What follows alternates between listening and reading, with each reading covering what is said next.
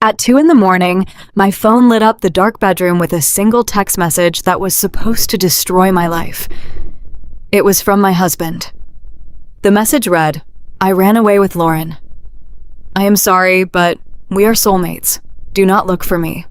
I have taken what is mine." He thought I would break down, scream, and beg him to come back. He thought I would be the shattered, helpless wife, crying on the bathroom floor. But he forgot who he married. I did not cry. I did not beg. I walked into his home office, opened my banking portal, froze the secret offshore account he thought I never knew about, and poured myself a glass of wine to wait for his first terrified phone call. My name is Claire. I am 31 years old and I work as a senior corporate tax accountant at a major firm in downtown Chicago. For my entire adult life, I have lived by a simple rule. Numbers are the only things in this world that cannot lie to you. People will look you right in the eye and swear their undying devotion, but a balance sheet will always tell you the cold, hard truth. I just never expected to have to audit my own marriage to find out I was sleeping next to a thief. The blue light of the phone screen glared back at me in the pitch-black room. I sat up in our king-sized bed, the sheets suddenly feeling freezing against my skin. I read the text again. Lauren, my best friend of 10 years, the woman who stood beside me as my maid of honor when Thomas and I got married. The woman who came over for Sunday dinners, drank my wine, and listened to me vent about how hard I was working to support our household. And Thomas, my handsome, charismatic husband, who was supposedly grinding day and night to build his luxury real estate business. For 5 years, I was the anchor of this family, while Thomas was out networking at high-end steakhouses and playing golf at country clubs with supposed clients. I was the one pulling 60-hour weeks during tax season. I paid the mortgage on our beautiful suburban home in Oak Park. I paid the utility bills. I paid for his leased BMW because he insisted a luxury car was essential to project success to his wealthy buyers. Whenever I brought up our dwindling joint savings, he would kiss my forehead, give me that million-dollar smile, and tell me that his big commission was just around the corner. He told me he was building an empire for us, for our future children. I threw off the covers and let my bare feet hit the hardwood floor. A profound, suffocating silence filled the house. He was gone. His closet door was slightly ajar, and I could see that his expensive suits and leather weekender bags were missing. The reality of the betrayal hit me like a physical blow to the chest. My husband and my best friend had been carrying on an affair right under my nose. They had planned this. They had packed their bags, boarded a flight in the middle of the night, and cowardly sent a text message to end a 5-year marriage. I felt a brief, sharp sting of tears behind my eyes. The natural instinct of a betrayed wife was trying to claw its way to the surface. I wanted to collapse. I wanted to throw my phone against the wall and scream until my voice gave out. But then, my eyes caught the last line of his text message. I have taken what is mine. That sentence flipped a switch deep inside my brain. The grief evaporated instantly, burned away by a sudden, chilling surge of adrenaline. The weeping, devoted wife died right there on the edge of the bed. The senior corporate tax accountant took over. I walked down the hallway to his home office. The room smelled faintly of his expensive cologne. His desk was perfectly organized, completely cleared of any personal documents. He truly believed he had executed the perfect escape. He thought he was a mastermind who had cleanly drained our shared assets and left me holding the bag. But Thomas made one fatal miscalculation. He was a salesman and I was an auditor. 6 months ago, I was organizing his chaotic shoebox of business receipts to file our annual tax returns. Thomas was famously disorganized, always tossing invoices and bank statements into a pile and expecting me to sort it out. During that process, nestled between dry cleaning receipts and restaurant bills, I found a stray 1099 tax form. It was issued from a private high-yield offshore banking institution in the Caribbean. It was registered under a shell corporation name, but the tax identification number traced directly back to Thomas. When I confronted him about it that evening, he did not miss a beat. He gave me a smooth, dismissive laugh and claimed it was just a temporary holding account he set up for an international client who was buying a commercial property. He said it was strictly business and told me not to worry my pretty head about it. He assumed my love for him would blind my professional instincts. But you do not survive as a senior tax accountant by ignoring red flags. I knew the legal implications of undisclosed offshore accounts. I told him that as a licensed CPA, filing a joint return, I could lose my credentials and face federal charges if I submitted fraudulent financial data. Under the strict guise of tax compliance and legal protection, I forced him to give me access to the portal. I told him I needed to set up dual authorization on the account, just to ensure our legal liability was covered. I convinced him it was standard protocol.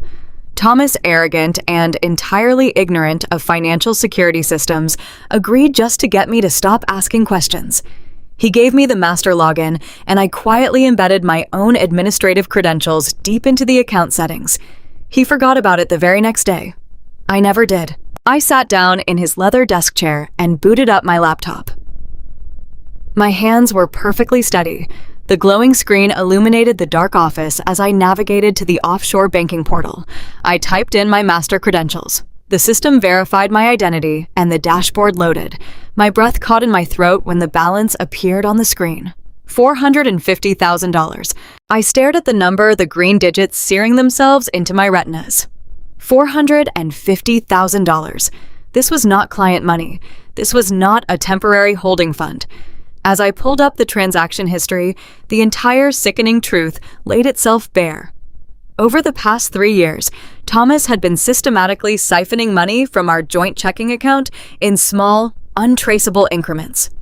He had also been depositing his real estate commissions directly into this offshore fund, completely bypassing our household finances. All those times, he claimed a deal fell through. All those months, I had to dip into my personal emergency fund to cover our mortgage because he said he was broke. It was all a lie. He had been bleeding me dry to build a massive nest egg for his new life with my best friend, and judging by the recent massive deposits, he had just liquidated the last remaining funds from our shared investment portfolio. He took what was his, and he took what was mine. A cold, dangerous smile spread across my face. Thomas thought he was on a private jet to a tropical paradise completely untouchable.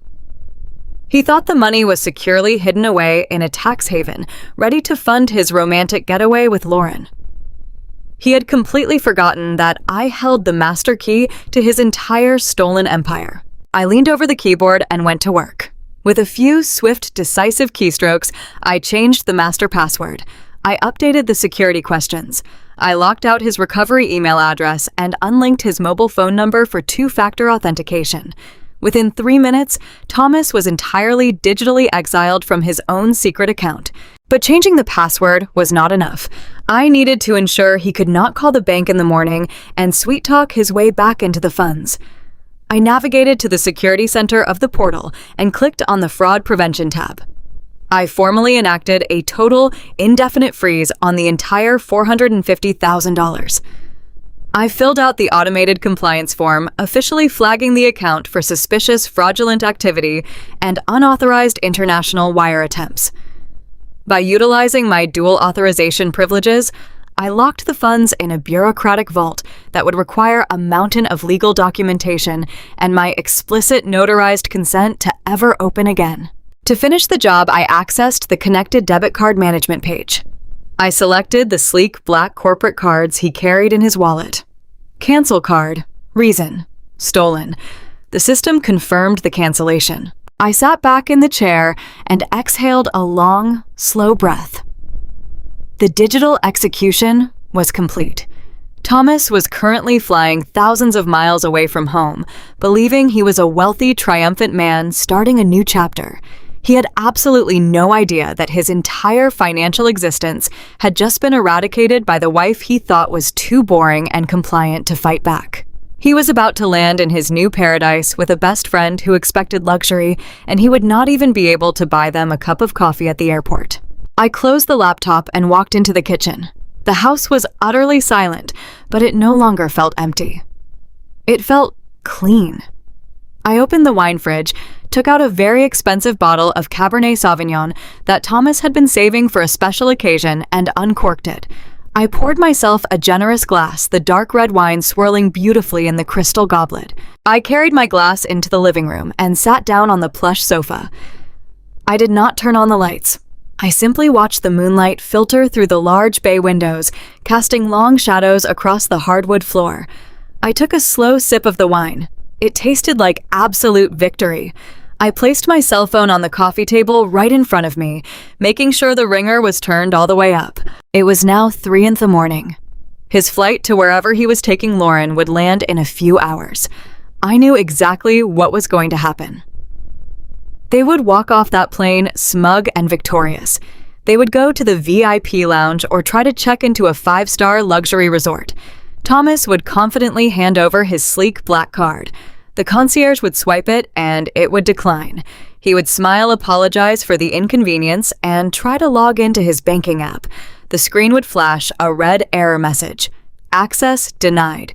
Account frozen. I sat there in the quiet darkness, letting the rich taste of the wine settle on my tongue. I was not a victim. I was the architect of his impending ruin. I kept my eyes fixed on the blank screen of my phone, calmly counting down the minutes, waiting for the sun to rise and waiting for his first terrified phone call.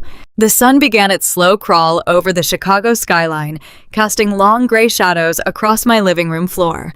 I had not slept a single wink. I just sat there on the sofa with my empty wine glass, watching the digital clock on my cable box change minute by agonizing minute. 5:30, 5:45, 6 o'clock. My mind was a hyperactive engine processing every variable, every possible countermeasure Thomas might try to deploy. I knew the exact flight schedule for direct trips to Miami. I knew he would be landing right about now.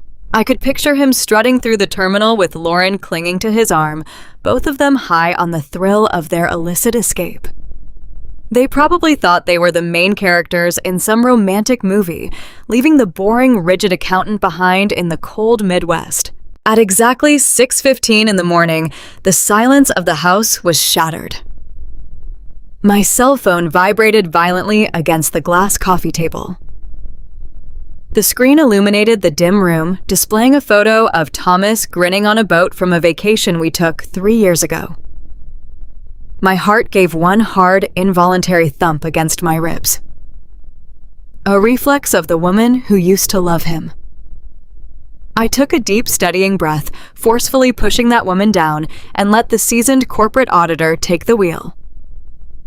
I let it ring 4 times. I wanted him to sweat. On the 5th ring, I tapped the green button and brought the phone to my ear. I did not say hello. I just listened. Claire, answer me. Are you there? Thomas sounded out of breath. His voice was tight, high-pitched, and stripped of all its usual buttery charm. I could hear the distinct echoing clamor of an airport terminal in the background, the rolling of luggage wheels, the muffled drone of an intercom announcing a gate change. He was clearly pacing. I am here, Thomas. I kept my voice perfectly flat, devoid of any warmth or panic.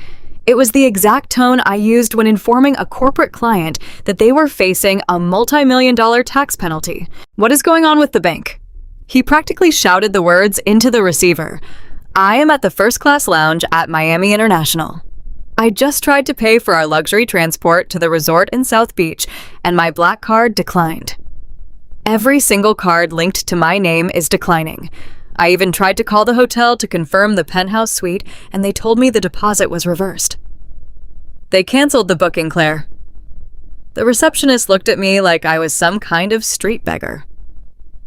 Did you forget to pay the monthly maintenance fees on the accounts? Call the bank right now and fix this. The sheer audacity of his demand was almost breathtaking. Less than 5 hours, 5 hours ago, he had sent a text declaring he was abandoning our marriage to run away with my best friend. Now stranded and penniless in an airport lounge, his instinct was to bark orders at me as if I were his personal assistant who had simply forgotten a minor administrative task. I took a moment to savor the absolute panic vibrating through the phone line. Thomas, I said, slowly enunciating every syllable. Why would I call the bank to fix the cards of a man who just texted me that he ran away with my best friend? There was a sharp intake of breath on the other end. I could practically hear the gears grinding in his head as he desperately tried to pivot. He let out a forced, strained laugh, a hollow sound that echoed awkwardly over the phone. "Claire, honey, listen to me." He lowered his voice, dropping into the soothing, persuasive register he used to close real estate deals. "You did not actually take that text seriously, did you? It was a joke, a stupid, drunken prank." Lauren and I bumped into each other at the airport bar. We had a few too many drinks, waiting for our respective flights. "I thought it would be funny to mess with you. You know I have a dark sense of humor. It was a horrible misunderstanding. I am down here for a solo real estate conference." Lauren was flying out to see her sister. "We are not together." "You have to believe me, sweetheart. I would never do that to you." I closed my eyes, letting the absolute disgust wash over me. He really thought I was that stupid. He believed that after 5 years of funding his life, cleaning up his messes, and turning a blind eye to his late nights, I would just swallow this pathetic, glaring lie. I pictured Lauren standing next to him, probably biting her perfectly manicured nails, watching her dream of a tropical paradise crumble into the linoleum floor of the airport terminal. "A drunken prank, Thomas." I repeated the words without a single inflection of emotion. "You send a message destroying our marriage at 2 a.m, pack all your designer suits, clear out your closet, and expect me to believe it was a punchline to a joke." Yes, exactly." He jumped on the excuse with desperate eagerness. "I'm so sorry, Claire. I feel terrible about it. I will make it up to you as soon as I get back. I swear on my life. But right now, I am stranded. The lounge manager is asking me to leave. You have to unlock the checking account. I need access to my offshore savings fund immediately. Just transfer a few thousand over so I can get a hotel room and sort this out. Please, Claire, be reasonable." I did not raise my voice. I did not hurl insults. I simply leaned back against the plush fabric of the sofa and delivered the reality check he so desperately needed. "Thomas, there is no banking glitch. There is no misunderstanding. And there is certainly no access to your offshore savings fund." I locked it. The silence on the line was absolute. For a full 5 seconds, the only sound was the faint, tinny announcement of a departing flight in the background. "What did you just say?" His voice dropped to a hoarse whisper. "I said I locked it, Thomas. I found the tax documents for your secret Caribbean shell corporation 6 months ago. As a licensed certified public accountant, I could not allow undeclared marital funds to sit completely unaccounted for, so I set up administrative dual authorization on the portal. When you sent your little late-night departure text, I logged in. I changed the master passwords. I altered the security questions. I removed your phone number from the two-factor authentication system. You are completely locked out of the $450,000 you stole from our joint accounts. You cannot do that." He hissed, the panic morphing into raw terror. "That is my money. I earned that money. I will call the bank right now and prove my identity. I will tell them my crazy wife hacked my account. You can certainly try," I replied calmly, "but you will find that quite difficult. You see, I did not just freeze the portal. I filled out an official compliance report with the institution. I flagged the entire account for suspicious, fraudulent activity." "Are you insane?" Thomas screamed. He no longer cared who heard him in the lounge. "You froze my money." "I am not finished, Thomas." I kept my tone perfectly even, slicing through his hysteria with cold precision. Because those funds represent unsourced income hidden from domestic tax filings, I also fulfilled my legal obligation as a financial professional. I submitted a preliminary disclosure to the federal authorities regarding undeclared offshore assets. The money is not just frozen by the bank. It is flagged for a full federal review. If you attempt to access those funds, you will have to explain to the Internal Revenue Service exactly how you acquired nearly $500,000 that never appeared on your real estate commission reports or our joint tax returns. A ragged, choking sound came from the other end of the line. Thomas was a man who survived entirely on appearances and smooth talking. He knew how to charm a wealthy buyer into overpaying for a suburban mansion. He knew how to convince a loyal wife to pay his car lease. but he knew absolutely nothing about international banking compliance or federal tax law. He was out of his depth, completely unarmed, and sinking fast. The realization hit him like a freight train.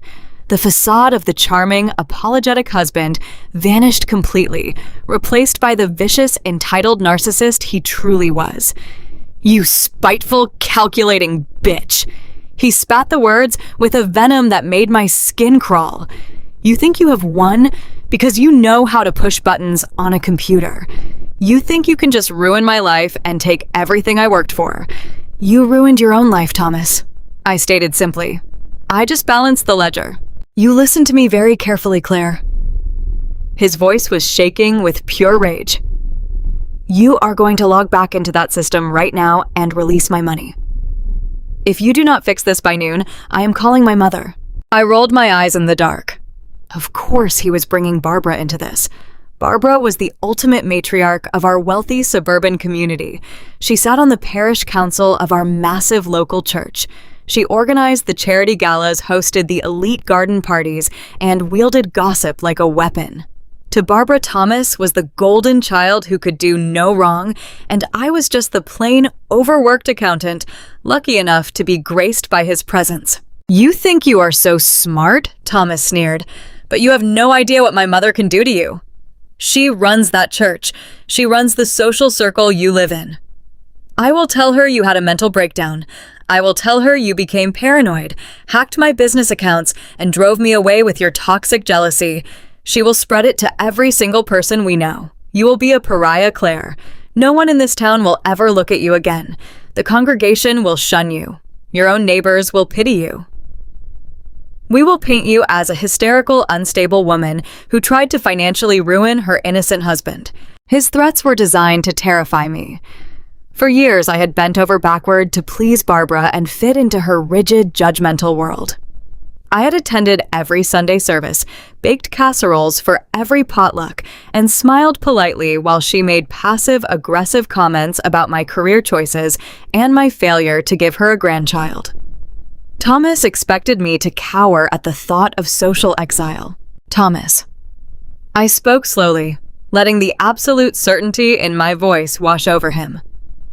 "Call your mother. Call the pastor. Call the entire congregation for all I care. Your social standing in a suburban church book club means absolutely nothing to a federal auditor. You can tell them I am crazy. You can tell them whatever you want. But when you are standing in a courtroom trying to explain your wire fraud, Barbara's garden party friends are not going to save you. Claire. I am warning you." He sounded desperate, like a trapped animal thrashing against the bars of a cage. "You do not want to go to war with my family. We will destroy your reputation. We will take the house. I will hire lawyers that will drag you through the mud for years. Release the funds right now, or I swear to God I will make you regret the day you were born." I took a final sip of my wine. The sun had finally broken over the horizon, filling the living room with a bright, harsh light. The shadows were gone. Everything was perfectly clear. You are currently standing in an airport in Miami with a declined credit card, a mistress who expects a luxury vacation, and an impending federal tax investigation. I said softly, "I think you have bigger problems to worry about than my reputation. Enjoy the weather, Thomas." "Claire, do not you dare hang up on me. Claire." I pressed the red button on the screen, cutting off his frantic screaming. The line went dead. I placed the phone gently on the coffee table. The silence returned to the house, but it was no longer heavy or oppressive. It felt triumphant. I knew he would try to call back. I knew he would start frantically texting.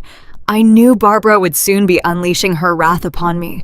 But in that exact moment, sitting alone in my living room, I felt an incredible surge of power. I had stripped him of his armor, his funding, and his pride. The war had officially begun, and I had already delivered the first devastating blow. The morning sun was fully up by the time I put my phone down.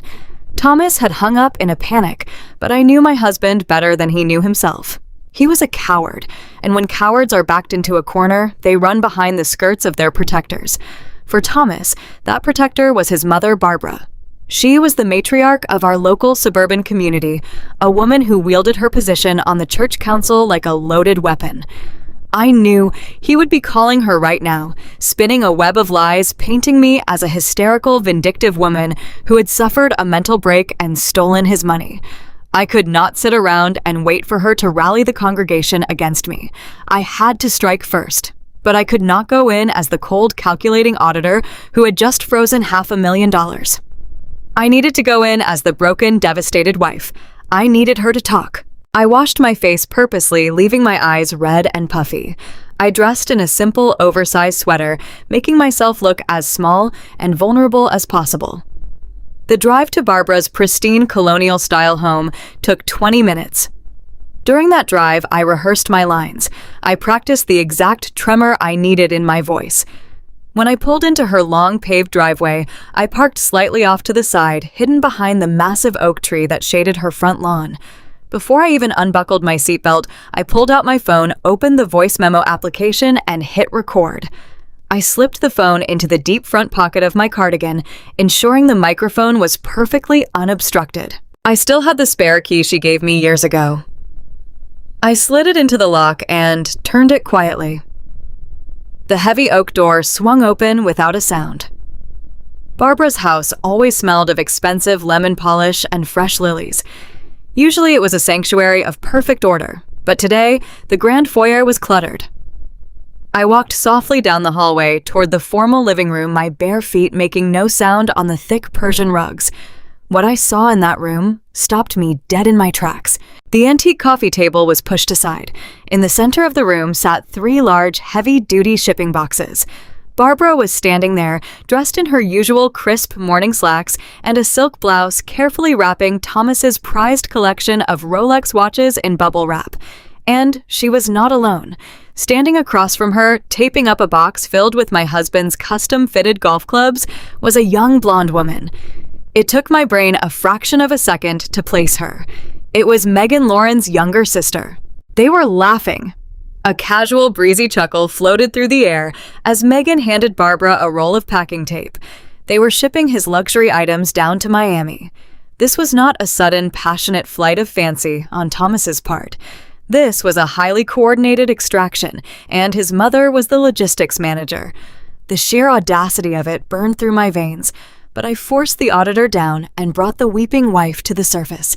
I stepped into the archway and let out a loud, shuddering gasp. The laughter stopped instantly. Barbara whipped around the roll of bubble wrap, slipping from her manicured hands. Megan dropped the tape dispenser, her eyes widening in pure shock. "Barbara!" I cried out, letting my voice crack perfectly on the second syllable. "What is happening? Thomas texted me. He said he left me for Lauren. Please tell me this is a nightmare. Please tell me you know where he is." I expected her to feign ignorance. I expected her to play the sympathetic mother-in-law, to wrap her arms around me and pretend to be just as shocked as I was. But Barbara did not move toward me. She did not offer a single word of comfort. The brief flash of surprise on her face melted away, instantly replaced by a look of sheer, unadulterated contempt. She looked me up and down, taking in my messy hair and my tear-stained cheeks, and she let out a long, irritated sigh. "Oh, for heaven's sake, Claire, stop the waterworks. You are making a fool of yourself," Barbara snapped, smoothing the front of her silk blouse. She turned to Megan and waved a dismissive hand. "Megan, dear, take the golf clubs out to your car. The shipping courier will be here in an hour, and I want those sent overnight to the new condo." Megan grabbed the heavy box, keeping her head down, and scurried past me without making eye contact. The front door clicked shut, leaving Barbara and me entirely alone in the living room. "Barbara, how can you do this?" I pleaded, taking a step forward and burying my face in my hands. I made sure my pocket was angled directly toward her. "I am your daughter-in-law. I took care of you when you were sick. I paid for your physical therapy. How can you help him pack? How can you support him leaving me for my best friend?" Barbara scoffed. She walked over to the armchair, picked up her cup of coffee, and looked at me with cold, dead eyes. The pious, loving Christian woman who smiled at me every Sunday morning was completely gone. In her place stood a ruthless snob who had finally taken off her mask. "Let us drop the act, Claire," she said, her voice dripping with venom. "You were never truly part of this family. You were a stepping stone, a boring, plain little calculator who was useful for a specific period of time. Thomas is a man destined for great things. He needs a woman who understands luxury, a woman who comes from a proper, wealthy family. Lauren's father owns 3 car dealerships. Her family has breeding. What do you have? A spreadsheet and a bad haircut." Her words were designed to annihilate my self-esteem. She wanted me to feel utterly worthless. "I funded his life." I cried out, keeping the tremor in my voice strong. "I paid the mortgage. I paid his car lease. I supported him while he built his business. You know how hard I worked for us. And you should be grateful he allowed you to participate in his journey." Barbara shot back, her tone growing louder, more arrogant. "You paid the bills because that was your only value. You are a workhorse, Claire. Thomas is a thoroughbred. Did you honestly believe a man like my son would spend the rest of his life tied down to a tedious corporate drone? He only married you because his startup capital fell through, and he needed a reliable source of income until he could stand on his own 2 feet. You served your purpose. Now your lease is up." I stood there, letting the tears fall freely down my cheeks. But inside, I was absolutely ecstatic. The audio recorder in my pocket was capturing every single syllable of her toxic, arrogant confession. I needed more. I needed her to completely implicate herself. "Did you know about this?" I whimpered, wrapping my arms around myself. "Did you know he was sleeping with Lauren behind my back?" Barbara laughed. It was a cruel, high-pitched sound that echoed off the high ceilings of her perfect house. "Know about it? Claire, where do you think they have been meeting for the past year? Do you really think they were going to cheap motels?" She stepped closer to me, leaning in so I could smell the bitter coffee on her breath. "They used my guest room. Every Tuesday and Thursday afternoon, while you were sitting in your dreary little cubicle crunching numbers, Lauren was right here in my house. I made them lunch. I poured them wine. I even sat next to you in the church pews on Sunday mornings, holding your hand during the sermon, knowing exactly what my son was doing with your best friend. It was exhausting having to pretend to like you, to listen to your boring complaints about office politics, while my real daughter-in-law was waiting in the wings." The sheer scale of the betrayal was staggering. It was not just Thomas. It was an entire family conspiracy. She had watched me pay her medical bills, smiled in my face, and then washed the sheets after my husband slept with my best friend in her home. "You helped him steal from me," I whispered, letting my voice drop to a horrified hush. "He took all our money." Barbara's eyes flashed with sudden anger. The mention of the money struck a nerve. Thomas had clearly already called her in a panic. "He took what rightfully belongs to him," Barbara snarled, pointing a manicured finger at my chest. "And you are going to give it back. Thomas called me from the airport. He told me about your little computer stunt. He told me you locked his offshore account and canceled his cards. You listened to me very carefully, you insignificant little brat. You are going to go home, log back into whatever system you hacked, and release those funds immediately." "I cannot do that," I sobbed, shaking my head. "That is my money too."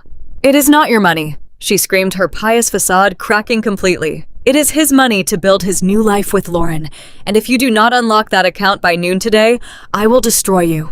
She crossed her arms, a vicious, triumphant smile spreading across her face.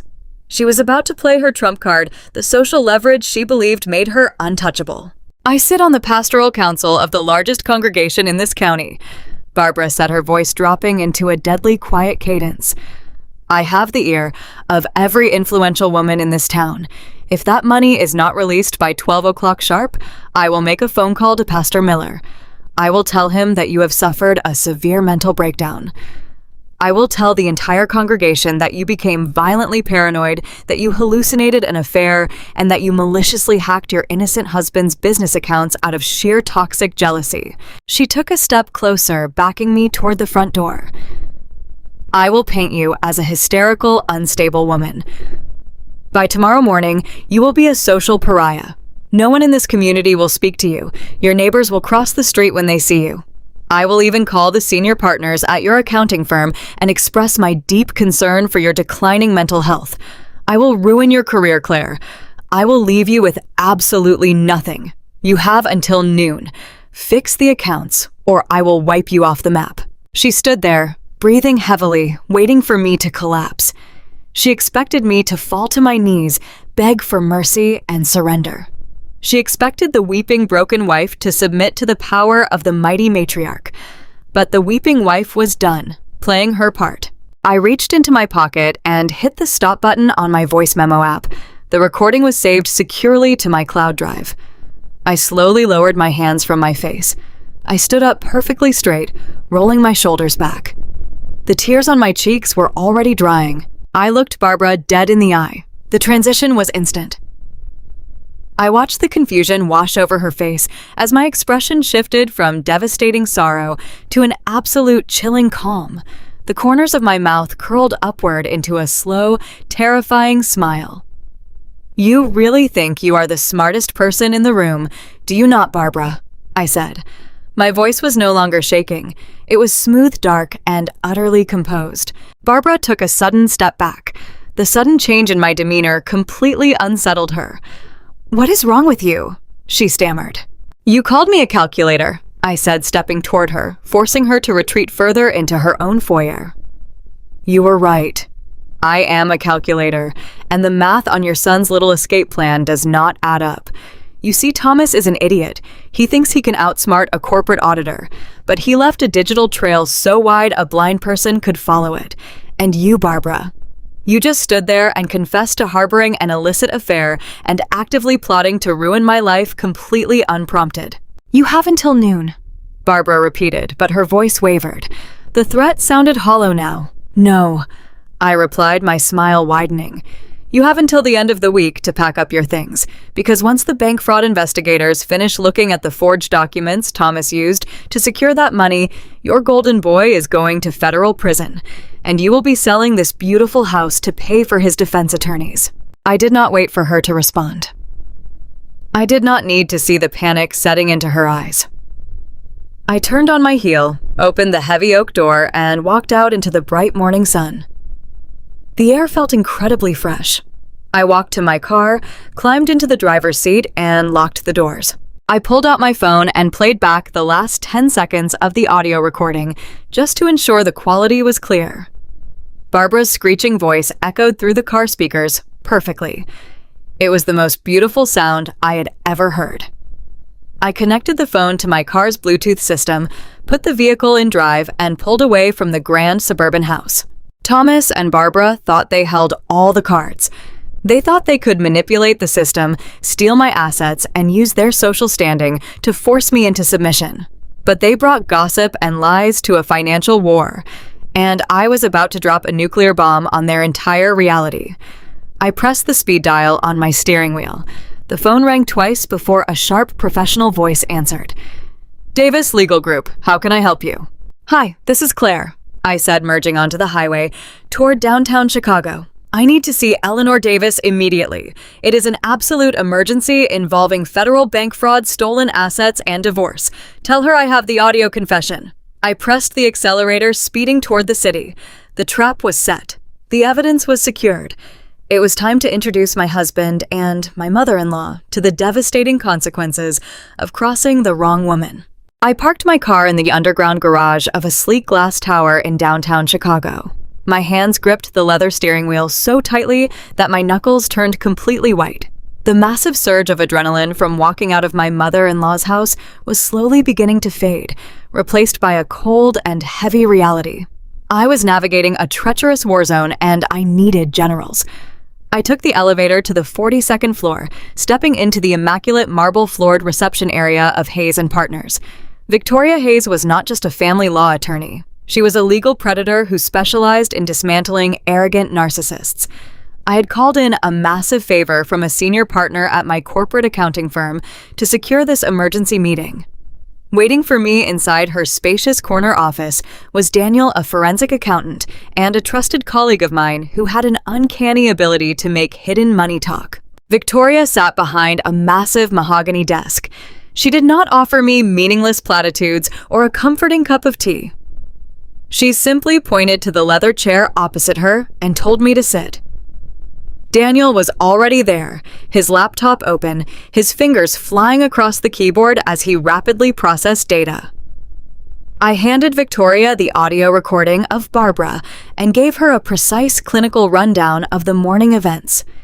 Victoria listened with a sharp, calculating smile, nodding slowly as the audio played. But when the recording ended, she leaned forward and changed the entire trajectory of the day.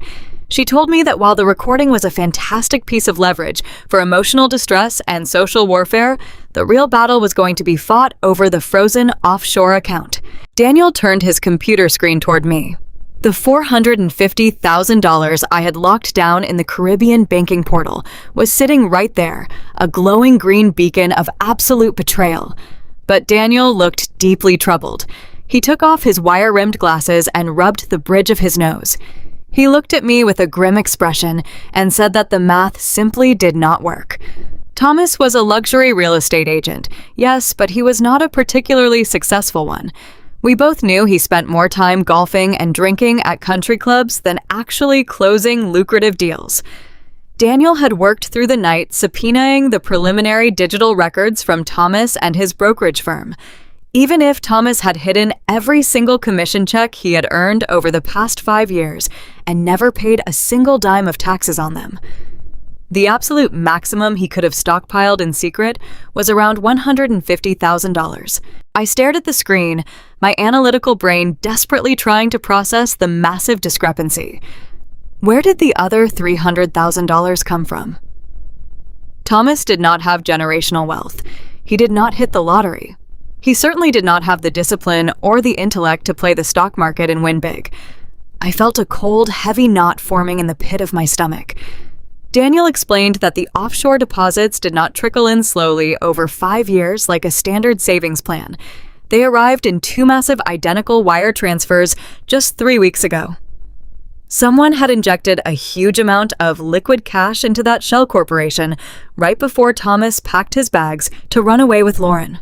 Victoria pulled a thick manila folder from her desk drawer and slid it slowly across the polished wood toward me. She did not look triumphant anymore. She looked deeply concerned, almost pitying. She told me that Daniel had run a comprehensive background check on all physical assets tied to my name, just to be absolutely safe. I opened the folder with trembling hands. Inside was a property deed and a complex lending agreement from a major national bank. It was the deed to the historic brick home in Oak Park, the very home I had grown up, in the home my late parents had worked their entire lives to pay off and leave to me as my sole inheritance. My eyes frantically scanned the lending agreement. It was a home equity line of credit, a massive high-interest loan taken out against the fully paid-off value of my childhood home. The loan amount was exactly $300,000. I felt the air violently leave my lungs. I looked at the signature line on the final page of the contract. There, scrawled in bold blue ink, was my name.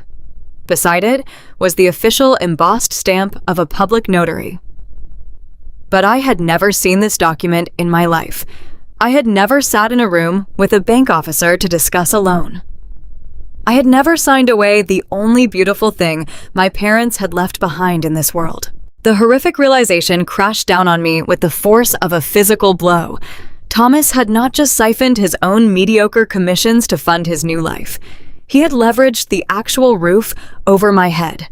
He had forged my signature in cold blood, likely bribing a corrupt notary who worked at his shady real estate brokerage to secure a massive loan against my property.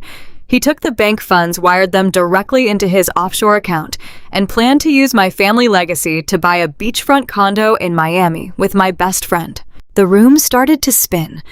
The walls of the pristine office felt like they were closing in on me. The $450,000 sitting in that frozen account was not a victory prize anymore. It was a ticking time bomb strapped directly to my chest. Victoria spoke, her sharp voice cutting through my rising panic. She explained the devastating legal reality of our situation. Because the loan was secured against an asset solely in my name, and because we were still legally married when the funds were mysteriously dispersed, the National Bank viewed me as fully responsible for the enormous debt. Thomas had purposely structured the loan with a predatory balloon payment clause.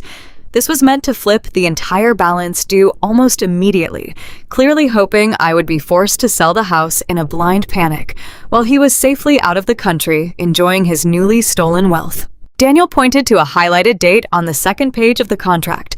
The first massive repayment was due by the end of the current month. That was exactly 21 days away. If I did not make that massive payment, the bank would begin immediate foreclosure proceedings. They would seize my childhood home.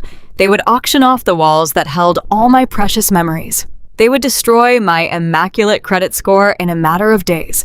My prestigious career as a senior corporate tax accountant would be over the very moment a federal financial lien was placed on my background check. Thomas had not just planned to leave me brokenhearted and socially embarrassed. He had meticulously orchestrated my complete and total financial ruin. I gripped the edge of the mahogany desk to keep my entire body from shaking. I asked Victoria what we could do to stop this nightmare. How could we stop a massive corporate bank from taking my home and destroying my life? Victoria leaned back in her leather chair and laid out the brutal, unforgiving truth. Freezing the offshore account was a brilliant tactical move, but it also locked the stolen funds in a complicated jurisdictional nightmare. We could not simply withdraw the money and hand it back to the bank to clear the fraudulent loan. The offshore institution in the Caribbean would require months of intense litigation, federal subpoenas, and international court orders to ever release those funds back to American soil. In the meantime, the bank holding the fraudulent loan did not care about my tragic story. They did not care that my husband ran away with my maid of honor. To them, my signature was on the dotted line and the money was gone. To stop the foreclosure process, we had to prove beyond a shadow of a doubt that the signature was a malicious forgery and that the public notary was actively corrupt. We had to file an emergency injunction and present undeniable concrete evidence of criminal fraud before the monthly deadline expired.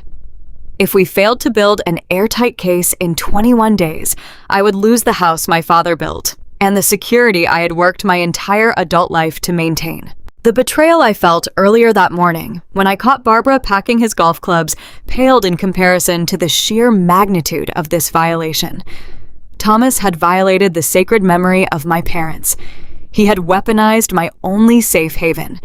He wanted to fund his tropical new life with Lauren by sacrificing my past, my present, and my entire future.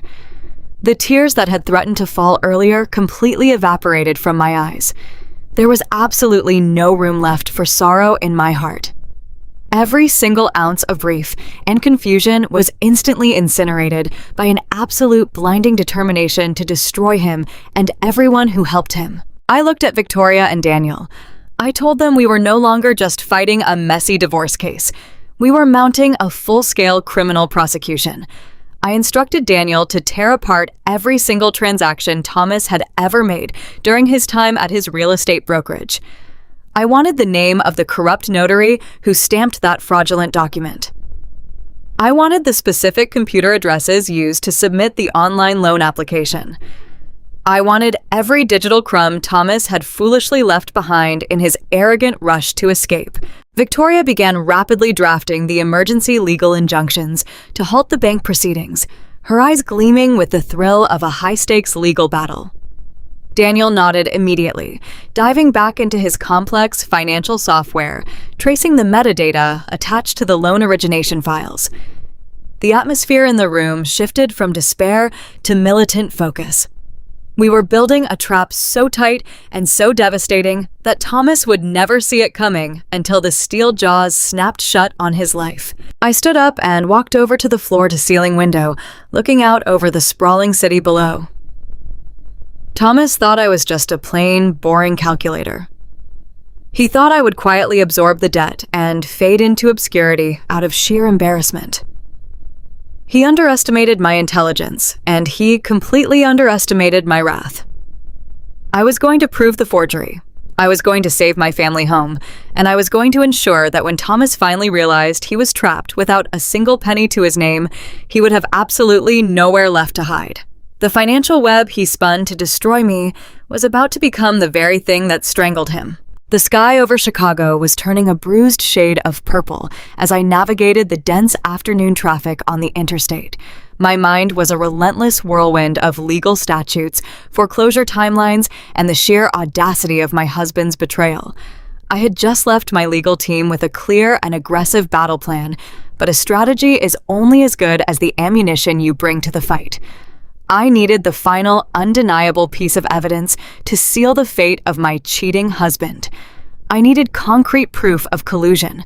I knew exactly who was arrogant enough and vain enough to hand it directly to me. I reached over to the digital display on my dashboard and activated the hidden call recording application I had installed earlier that afternoon. The small red icon blinked steadily on the screen, waiting in the silence of my vehicle. I gripped the leather steering wheel, preparing myself mentally for the psychological warfare ahead. I did not have to wait long. The digital display illuminated with an incoming audio call. The name flashing across the screen sent a fresh, toxic wave of disgust coursing through my veins. Lauren, my former best friend of 10 years. The woman who had stood beside me at my wedding smiled in my face during countless Sunday dinners and was currently baking in the Miami heat on my stolen money. I took a deep breath, forcing the cold, calculating auditor deep down into my chest. I had to play a very specific role to make this work. I tapped the green button on the screen and brought the call through the car speakers. I did not say hello. I just let out a soft, trembling breath, executing exactly the sound a shattered, devastated wife would make. Lauren did not offer a polite greeting. She launched directly into a vicious, high-pitched tirade that echoed loudly through the confined space of my car. She was absolutely furious, dripping with an arrogance that completely blinded her to her own precarious reality. "Are you entirely out of your mind?" "Claire," Lauren screamed over the line.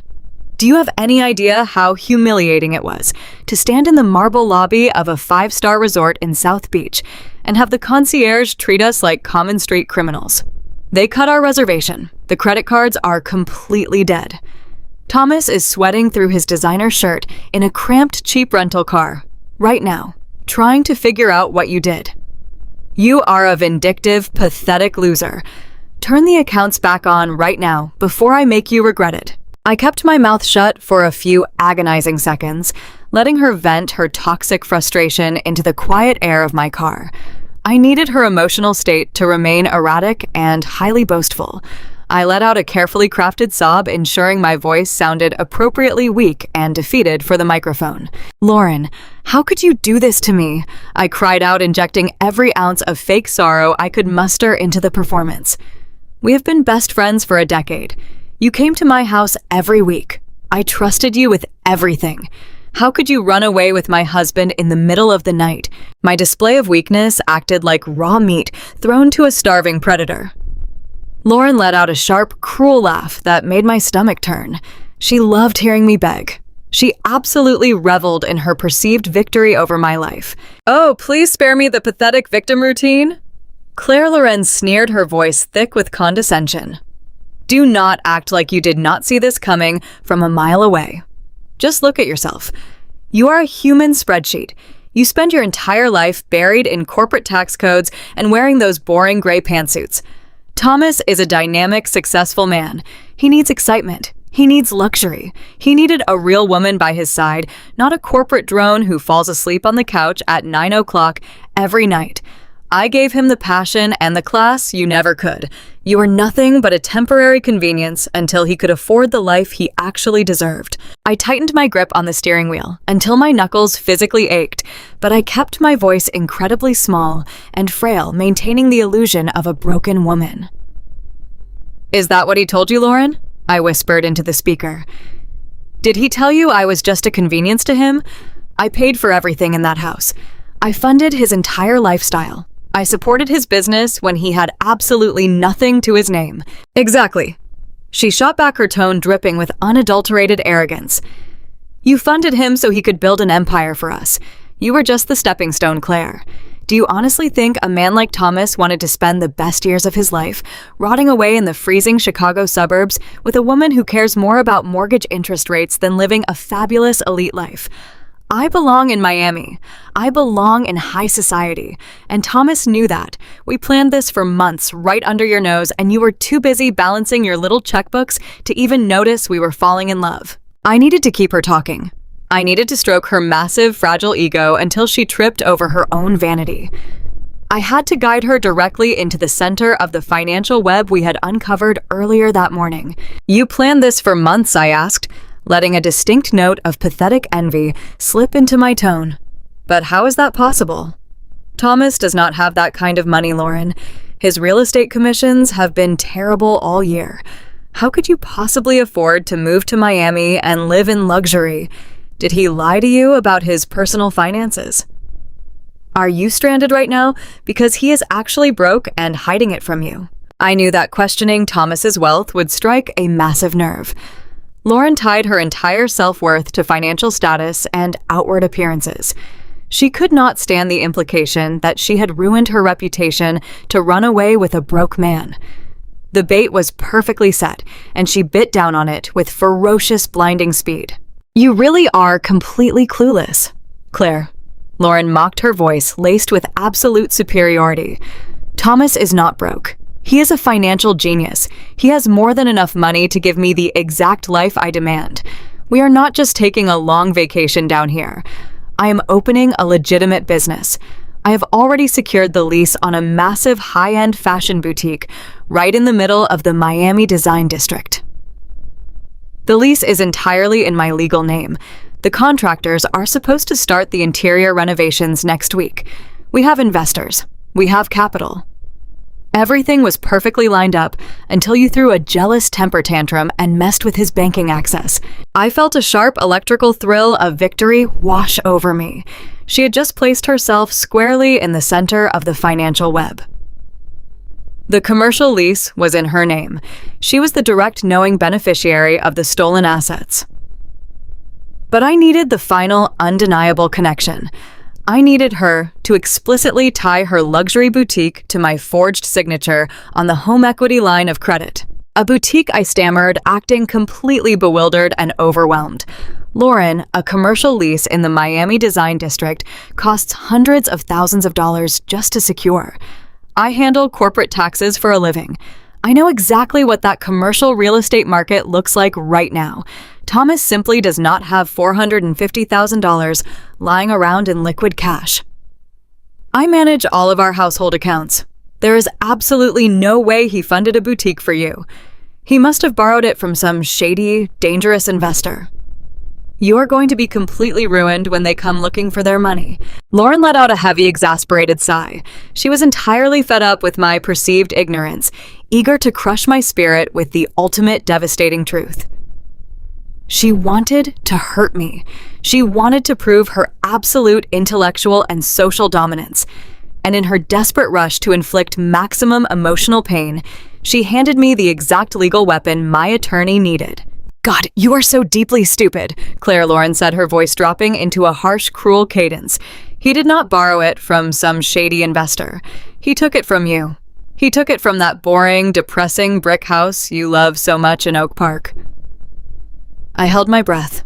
I let the silence stretch in the car for 3 full seconds to ensure the recording software picked up every single word cleanly and without interruption. What are you talking about? I whispered, projecting total, unadulterated devastation. I am talking about the home equity line of credit, Claire Lauren laughed. It was a cold, merciless sound that chilled the air in the vehicle. Thomas forged your signature on the loan documents last month. We planned the whole thing together. I am the one who actually found the notary. I have a guy who works down at my cousin's auto shop who has a public notary stamp and does not ask any questions if you hand him $1,000 in cash. We sat right there in my sister's dining room and watched Thomas practice your signature until it was absolutely perfect. The bank handed over $450,000, secured directly against your precious childhood home. That money belongs to my boutique now, so you need to call the bank, tell them you made a massive mistake, freezing the offshore account, and release my funding immediately. If you do not, we will just let the bank foreclose on your house, and you will be out on the street with nothing. The entire car felt completely still. The hum of the engine, the roar of the traffic outside, everything faded away into absolute silence. My analytical mind was rapidly processing the sheer magnitude of what had just been captured on the digital audio file. Lauren had not just confessed to knowing about the affair. She had not just confessed to helping him pack his bags to escape. She had explicitly, clearly, and proudly detailed her direct involvement in securing a fraudulent notary to forge financial documents for a federally backed bank loan. She had admitted to conspiring to steal nearly $500,000 to fund a commercial business leased entirely under her own legal name. Lauren was no longer just the terrible best friend who ruined my marriage. Under the strict definitions of federal financial law, she had just proudly confessed to being a knowing accessory to wire fraud, bank fraud, and grand larceny. "Claire, are you listening to me?" Lauren yelled through the speakers, her voice growing increasingly annoyed by my sudden lack of response. "I am not playing games with you today. You have exactly 1 hour to fix the banking portal. If those debit cards are not fully active by the time I finish my lunch, I will personally call the senior partners at your accounting firm and tell them you are having a violent psychotic break. Fix it right now." I reached up and wiped a single stray tear from the corner of my eye. It was not a tear of sadness. It was a tear of absolute, unparalleled relief. The heavy crushing weight of the impending foreclosure that had been sitting on my chest all morning suddenly evaporated into the cool air of the car. The raw terror of losing my family home vanished completely. They had handed me the exact key I needed to unlock their total destruction. My posture straightened in the driver's seat. I rolled my shoulders back, letting the pathetic persona of the broken wife slip away completely. I did not need to cry anymore. I did not need to pretend. "Lauren," I said. My voice was completely different now. It was no longer small or trembling. It was deep, resonant, and coated in pure, unyielding ice. "What is wrong with your voice?" Lauren asked. The sudden dramatic shift in my tone clearly unsettled her arrogance. "I just want to thank you, Lauren," I replied smoothly, navigating my car into the right lane. "I truly appreciate you taking the time out of your busy schedule in Miami to clarify the funding structure of your new boutique. Financial transparency is very important to me as an accountant." "What are you talking about, Claire? Have you completely lost your mind? Unlock the account right now." "I'm afraid I cannot do that," I stated, maintaining my chilling composure. "You see, the bank fraud investigators at the federal level are going to be very interested in hearing how you and Thomas utilized a corrupt auto shop notary to forge my signature on a massive home equity loan. They are going to be especially fascinated by the fact that you knowingly conspired to use those stolen marital funds to sign a commercial lease for a luxury boutique in the Miami Design District." The silence on her end of the line was immediate and incredibly heavy. The arrogant bluster was completely gone, rapidly replaced by the creeping dawn of sheer, undeniable terror. "Are you recording this?" Lauren whispered. Her voice was suddenly shaking, stripped of all its former power. "I am an auditor, Lauren.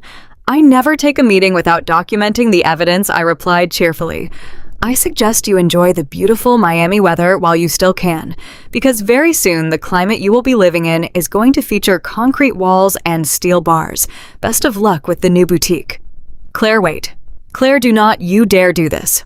I pressed the end call button on the dashboard screen, completely severing her frantic protests. The call disconnected.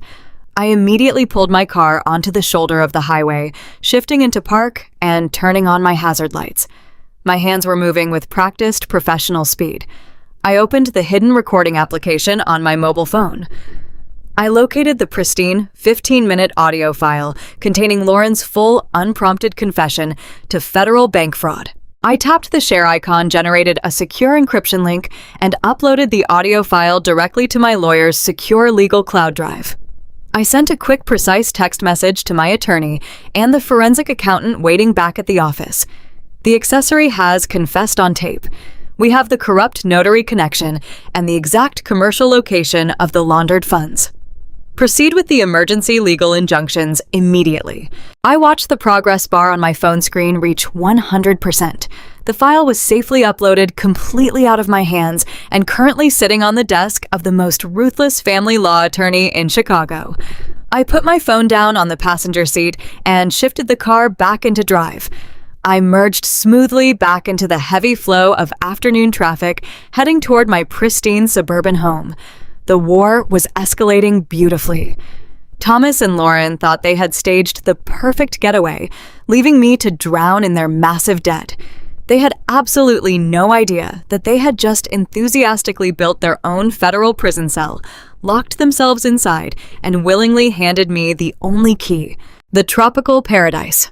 Thomas had promised his new mistress, dissolved into a humid, terrifying nightmare faster than either of them could have anticipated. After I severed the phone connection with Lauren, the reality of their situation clamped down on them like a steel trap. They were stranded in one of the most expensive cities in the country, with completely frozen assets, useless credit cards, and a looming federal investigation hovering over their heads. I did not need to be in the room to know exactly how that conversation played out. Lauren was a woman who demanded luxury room service and waterfront views. She was not the type of woman to stand by her man while he begged a hotel manager for leniency. She absolutely refused to return to the cold reality of Chicago. She decided to stay behind in Miami, crashing on the sofa of some wealthy acquaintance, screaming at Thomas to fly back to the Midwest and fix the financial mess he had created. He had promised her an empire, and she demanded he deliver it. So Thomas, the man who absolutely insisted on flying first class because it was essential to project an aura of success, found himself frantically scraping together the last few miles on a frequent flyer account just to secure a miserable standby ticket back to Chicago. He spent the entire night sleeping on a plastic chair in the airport terminal, waiting for an empty middle seat in the economy section. Every hour that passed, the terror of the bank fraud flags I had mentioned chewed away at his fragile ego. He knew he could not hide in the sunshine forever. He had to face me. He had to convince me to undo the damage before the authorities started asking questions about the forged home equity loan.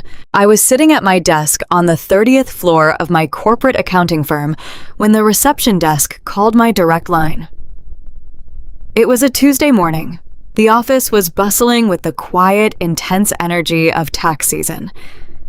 Dozens of senior accountants, junior associates, and high-profile corporate clients were moving through the expansive glass-walled lobby. It was an environment built on absolute professionalism, discretion, and rigid decorum. It was my fortress. I thrived in the predictable, organized structure of corporate finance. And it was the absolute last place anyone would ever expect a chaotic domestic dispute to unfold. My desk phone chirped. It was Sarah, our lead receptionist, and her voice sounded incredibly strained. She told me there was a man in the lobby demanding to see me, claiming it was a life-or-death family emergency. He had managed to bypass the ground floor security checkpoint by tailgating a group of executives into the private elevator bank. I did not even need to ask for his name. A cold, absolute calm settled over my entire body. I stood up, smoothed the front of my tailored navy suit, picked up a thick manila envelope from my desk drawer, and walked out of my office. When I stepped through the double glass doors into the main reception area, the entire floor had fallen into an eerie, uncomfortable silence. Every eye was fixed on the center of the room. Thomas was standing there. He looked absolutely atrocious. His custom Italian suit was wrinkled and stained with sweat. His hair, usually styled to perfection, stuck up in odd directions. He had dark, heavy bags under his eyes from his sleepless night in the airport terminal. He looked nothing like the charismatic real estate mogul he pretended to be.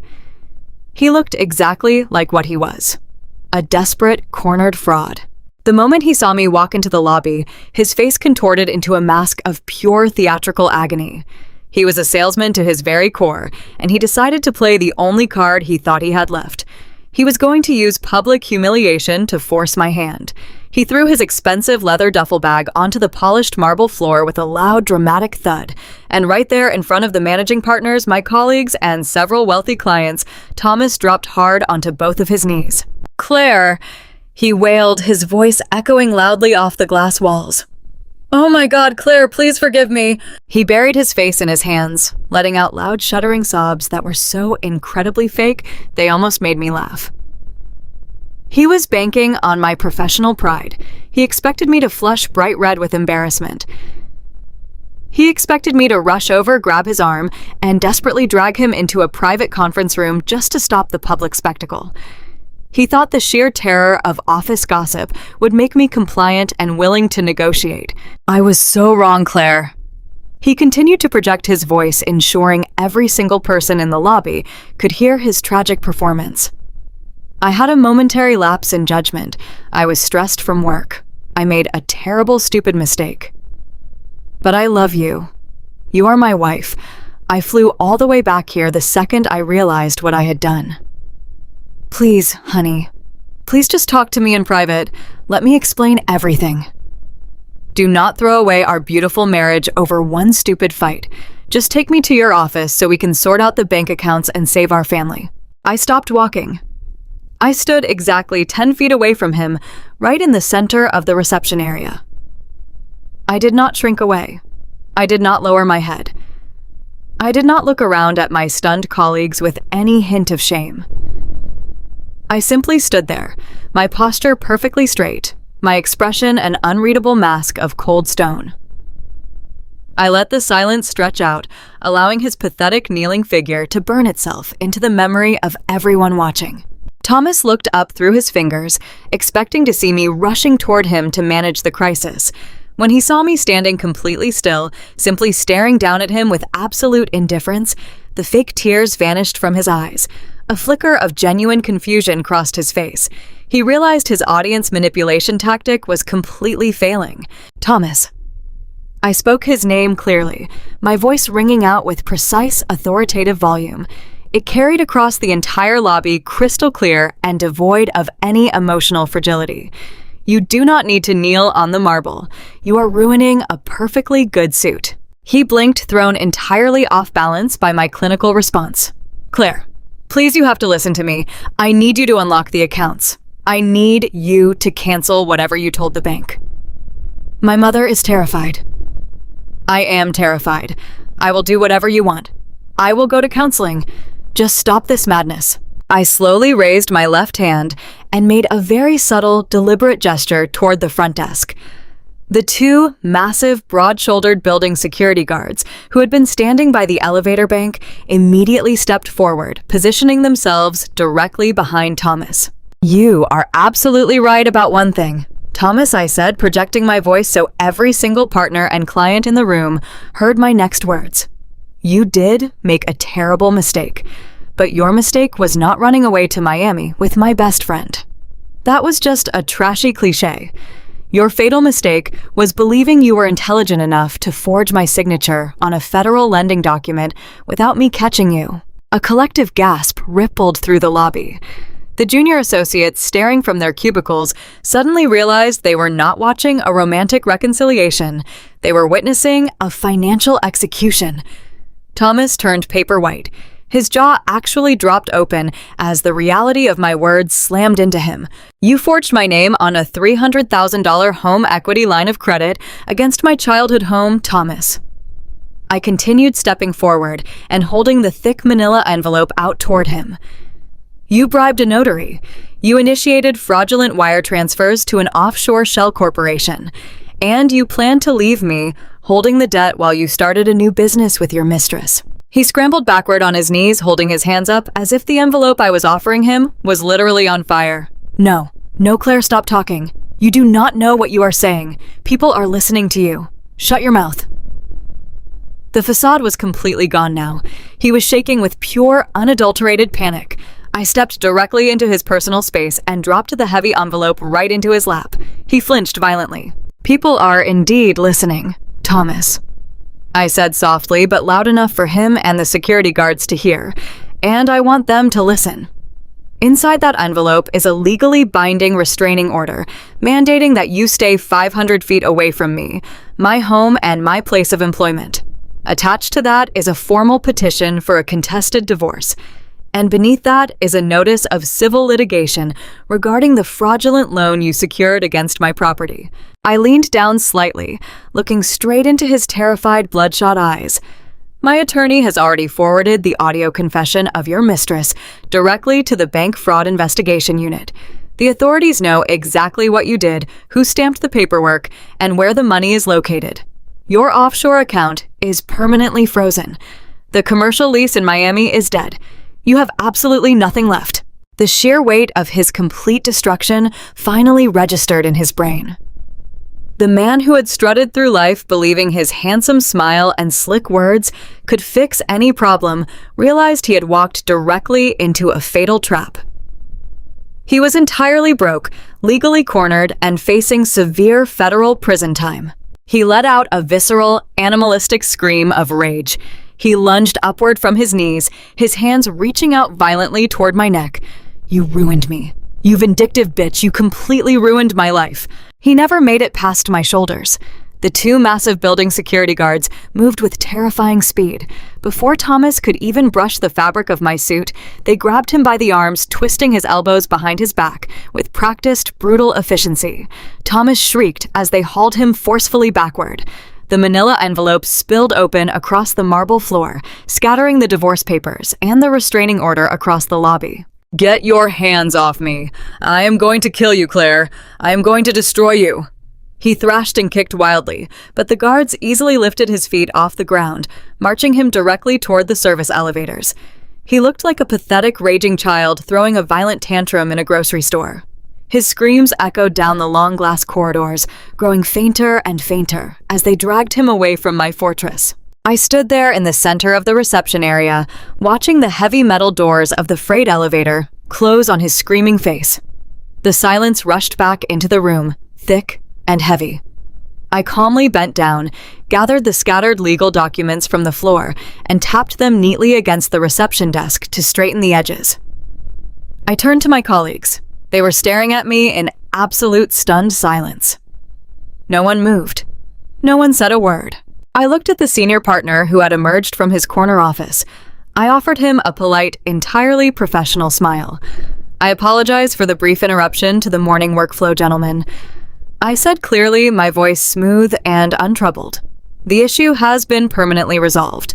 If anyone needs me, I will be in my office running the quarterly tax projections for the Anderson account. I turned on my heel and walked calmly back down the corridor toward my office. My hands were perfectly steady. My breathing was slow and controlled. Thomas had tried to use public pressure to break me, but he forgot that an auditor never fears the light of day. We live for transparency. We thrive on laying out the facts for everyone to see.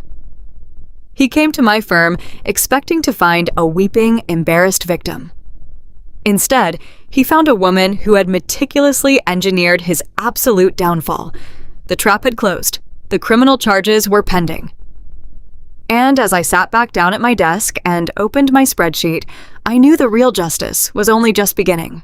The vibration of my cell phone against the polished wood of my office desk felt exceptionally loud in the quiet afternoon. I looked at the glowing screen and saw the name of Pastor Miller illuminating the glass. He was the senior clergyman of our sprawling suburban congregation. For 5 years, I had sat in the third pew of his church, listening to his sermons on honesty, fidelity, and the sacred bonds of community. Now, hearing his voice through the speaker, I realized how easily those sacred bonds could be manipulated by the right person. He did not sound like a spiritual guide offering comfort. His voice was thick with a heavy, manufactured solemnity, dripping with a very specific kind of pastoral authority designed to make the listener feel incredibly small. He told me it was a matter of extreme urgency regarding the spiritual healing of my family. He requested my immediate presence at the church fellowship hall, stating that the community elders needed to guide me toward a path of grace to save the holy covenant of my marriage. I did not argue with him on the phone. I simply agreed to the time and terminated the call. I sat back in my leather desk chair and looked out the window at the bruised gray clouds rolling in over the city. I knew exactly what this summons meant. Thomas had failed to bully me into submission, and his airport panic had driven him straight back to the Midwest to hide behind his mother. Barbara was now pulling her ultimate social string. She had mobilized the highest authorities of our congregation, spinning a web of calculated lies to turn the church leadership into her own personal debt collection agency. The rational instinct of any normal person would have been to ignore the summons, lock the doors, and let the divorce attorneys handle the fallout. But I was not going to run away. An auditor never runs away from a glaring discrepancy.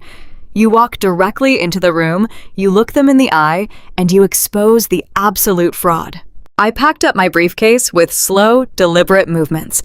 I smoothed the fabric of my tailored charcoal suit, ensuring I looked exactly like the professional woman they were about to attack. The drive out to the suburbs was accompanied by the steady, rhythmic beat of rain against my windshield. The weather matched the suffocating atmosphere I knew was waiting for me. The sprawling brick complex of the church sat atop a meticulously manicured hill, surrounded by a massive empty parking lot. My tires crunched over the wet gravel as I pulled into a spot near the back entrance. I turned off the engine and took a long, deep breath. I pushed every ounce of residual sorrow out of my mind, replacing it with a cold, impenetrable armor. I locked the doors of my car and walked through the heavy rain toward the tall wooden doors of the fellowship hall. The air inside the building smelled of lemon floor wax, old paper, and stale coffee. My low heels clicked softly against the polished hallway tiles, a steady drumbeat announcing my arrival. I reached the heavy double doors of the main conference room, grasped the brass handles, and pushed them open. The scene waiting for me inside was meticulously staged for maximum psychological intimidation. A long, heavy mahogany table dominated the center of the room. Seated along the far side were 5 senior church elders. I knew these men. They were wealthy, influential figures in our community.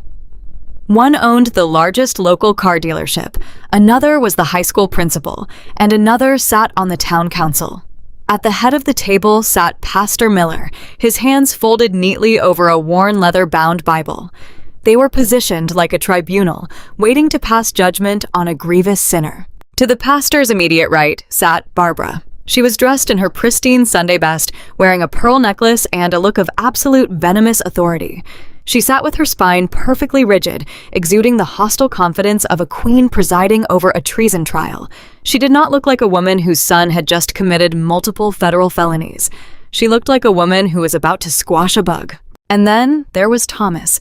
He sat at the very end of the long table, purposely positioned to look as small and isolated as possible. The physical transformation he had undergone was almost impressive in its sheer manipulative deceit. The arrogant, slick real estate agent who demanded luxury cars and country club memberships was completely gone. He wore a wrinkled, oversized dress shirt without a tie. His hair was unkempt. He had clearly not shaved since he fled to Miami. He was hunched over his shoulders, shaking slightly, playing the role of the weeping, repentant, prodigal son to absolute perfection. The heavy silence in the room pressed down on me the moment I stepped across the threshold. 12 pairs of deeply judgmental eyes locked onto my face. They looked at my sharp suit, my composed expression, and my perfectly steady hands. They fully expected me to walk in trembling, seeking their guidance and begging for their spiritual comfort. Instead, I walked to the solitary empty chair on my side of the table, pulled it out slowly, and sat down with my back perfectly straight. I did not break eye contact with the pastor. I rested my hands calmly on the table and waited for them to begin their performance. Pastor Miller cleared his throat, offering me a sad, deeply patronizing smile. He began the intervention with a long, slow speech about the sacred bonds of matrimony, the destructive power of anger, and the divine requirement of absolute forgiveness. He spoke in a soft, hypnotic rhythm, deliberately trying to lower my defenses. He talked about how the devil seeks to divide families, and how pride is the ultimate poison of a godly woman. He completely ignored the reality of the situation, phrasing his words to imply that the fracture in my marriage was a mutual failing that required mutual repentance. Thomas took his cue perfectly. He lifted his head from his hands. His eyes were heavily bloodshot and brimming with manufactured tears. He looked across the wide wooden table at me, letting out a loud, pathetic sob that echoed off the high ceiling of the fellowship hall. "Claire, please listen to me." Thomas choked out the words, his voice cracking with theatrical agony. "I am so deeply, incredibly sorry. I lost my way. The devil tempted me, and I had a terrible moment of weakness. I was stressed about providing for our future. I let the pressures of this world blind me to the beautiful, loyal wife I had waiting for me at home. I know I broke your heart.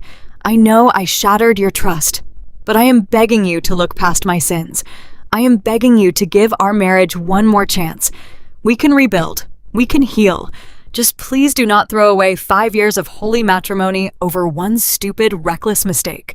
It was a masterful piece of psychological manipulation. He completely omitted the reality of his actions in front of his audience. He did not mention that his moment of weakness involved a 10-year friendship with my maid of honor. He did not mention that his minor mistake involved a coordinated flight to Miami in the middle of the night. And most importantly, he completely buried the fact that he had committed federal bank fraud, bribed a public notary, and stolen nearly $500,000 by leveraging my deceased parents' home. He painted his elaborate months-long criminal conspiracy as a brief, regrettable emotional lapse. Before I could even open my mouth to respond to his absolute fiction, Barbara leaned forward. She placed her hands flat on the table, her pearl rings clinking sharply against the wood. The mask of the grieving mother slipped away entirely, replaced by the cruel, calculated neighborhood matriarch. She was ready to attack my character and destroy my credibility in front of the community leaders. "You need to look at your own heart, Claire," Barbara said. Her voice was sharp, loud, and dripping with aggressive self-righteousness. "A marriage requires 2 people to nurture it. You were always so entirely focused on your career. You spent all your time buried in those depressing corporate spreadsheets. You neglected my son. You neglected his emotional needs. You made him feel inadequate because his business was struggling. It is no wonder he sought comfort outside the home when his own wife treated him like a roommate." I sat perfectly still, letting her toxic accusations wash over me. The church elders nodded slowly, murmuring their quiet agreement with Barbara. They were entirely captivated by her narrative. They were comfortable with the story of a cold, career-obsessed woman driving her husband away. It fit neatly into their worldview. "But we are not just here to discuss your failure as a supportive wife. Claire," Barbara continued, her tone escalating into open hostility. "We are here to discuss your shocking, vindictive behavior. Thomas made a mistake, yes, but you have responded with pure, unchristian malice. You have locked down the financial accounts. You are holding marital money hostage out of pure petty spite. You are trying to financially destroy a good man over a moment of weakness. A good Christian wife shows grace. She forgives. She does not use her computer skills to freeze bank accounts and starve her own husband out onto the street. You are acting like a money-obsessed, hysterical woman, and you are bringing shame upon this entire community." The air in the room grew incredibly thick and suffocating. The dynamic was perfectly clear. They had cornered me. They had established a reality where Thomas was the poor, misguided victim of temptation, and I was the cold, unfeeling corporate monster who valued money over the sacred institution of marriage. They wanted to break my spirit. They wanted to make me feel so incredibly isolated and ashamed that I would surrender everything just to regain their social approval. They were using the weight of their religious authority to gaslight me into believing that defending myself against a crime was actually a sin. Pastor Miller raised his hand gently, signaling Barbara to stop her attack. He looked at me with deep, sorrowful eyes. He reached into the inner pocket of his suit jacket and pulled out a single sheet of paper. He slid the document slowly across the polished mahogany table until it stopped directly in front of me. Alongside the paper, he placed a silver ink pen. I looked down at the document. It was not a prayer book. It was not a list of local marriage counselors. It was a formal, legally binding financial release form. It explicitly authorized the immediate unfreezing of the offshore Caribbean accounts. It granted Thomas full unilateral access to the $450,000 he had stolen from the forged home equity line of credit. It completely absolved the bank of any fraud investigation claims and requested the termination of all pending federal alerts regarding those specific marital funds. "Claire, my child," Pastor Miller said softly. His voice was thick with spiritual authority. "We cannot begin the difficult journey of healing while you are holding a knife to your husband's throat. Thomas is willing to put in the work. He is willing to attend intensive pastoral counseling every single week. But he cannot do that if he is living in a state of constant terror. He needs resources to secure temporary housing. He needs to breathe. We are asking you to take the first step toward forgiveness. We are asking you to sign this document. Release the marital funds. Show this room and show God that you are a woman of grace, not a woman of vengeance." The trap was finally sprung. The entire intervention, the tears, the biblical quotes, the heavy social shaming, it was all a meticulously designed weapon aimed directly at my signature. They did not care about my marriage. They did not care about my heart. They only cared about protecting Barbara's golden child from a federal prison sentence and securing the stolen money before my divorce attorneys could file the emergency injunctions. They were attempting to use the church hall to clean dirty money. I looked up from the fraudulent document. I looked at the 5 wealthy elders who were staring at me with stern, expectant faces. I looked at Pastor Miller, who was projecting total divine authority. I looked at Barbara, whose eyes were gleaming with the greedy anticipation of absolute victory. And finally, I looked at Thomas. He was watching my hands, his breathing shallow and rapid, waiting for me to pick up the silver pen and save his life. The pressure in the fellowship hall was immense. It was the crushing heavy weight of an entire community bearing down on a single woman. They fully expected the quiet, obedient rule following accountant to fold. They expected me to shrink under the glare of their judgment, to internalize their cruel accusations, and to sign away my entire future, just to escape the suffocating tension of the room. They believed that because I was a woman who lived by the rules, I would eventually submit to the people who claimed to make them. I did not touch the silver pen. I did not look away. I simply let the silence stretch out, long and cold, as the entire room held its collective breath, waiting for me to break. The silver ink pen lay motionless on the polished mahogany wood. It caught the harsh glare of the fluorescent lights humming above us in the fellowship hall. I stared at the pen, then looked up at the circle of expectant faces surrounding me. Pastor Miller sat with a look of serene patience, completely unaware that he had just handed me an instrument of my own financial execution. Beside him, Barbara watched me with the breathless anticipation of a predator, waiting for its prey to finally collapse. Thomas kept his head slightly bowed, continuing his pathetic charade of a broken, repentant man seeking divine grace. They had orchestrated this entire suffocating spectacle to force me into silent obedience. They truly believed I would crumble under the heavy judgmental stare of the church elders. They thought the threat of public shame would compel me to sign away my childhood home to fund my husband's illicit escape.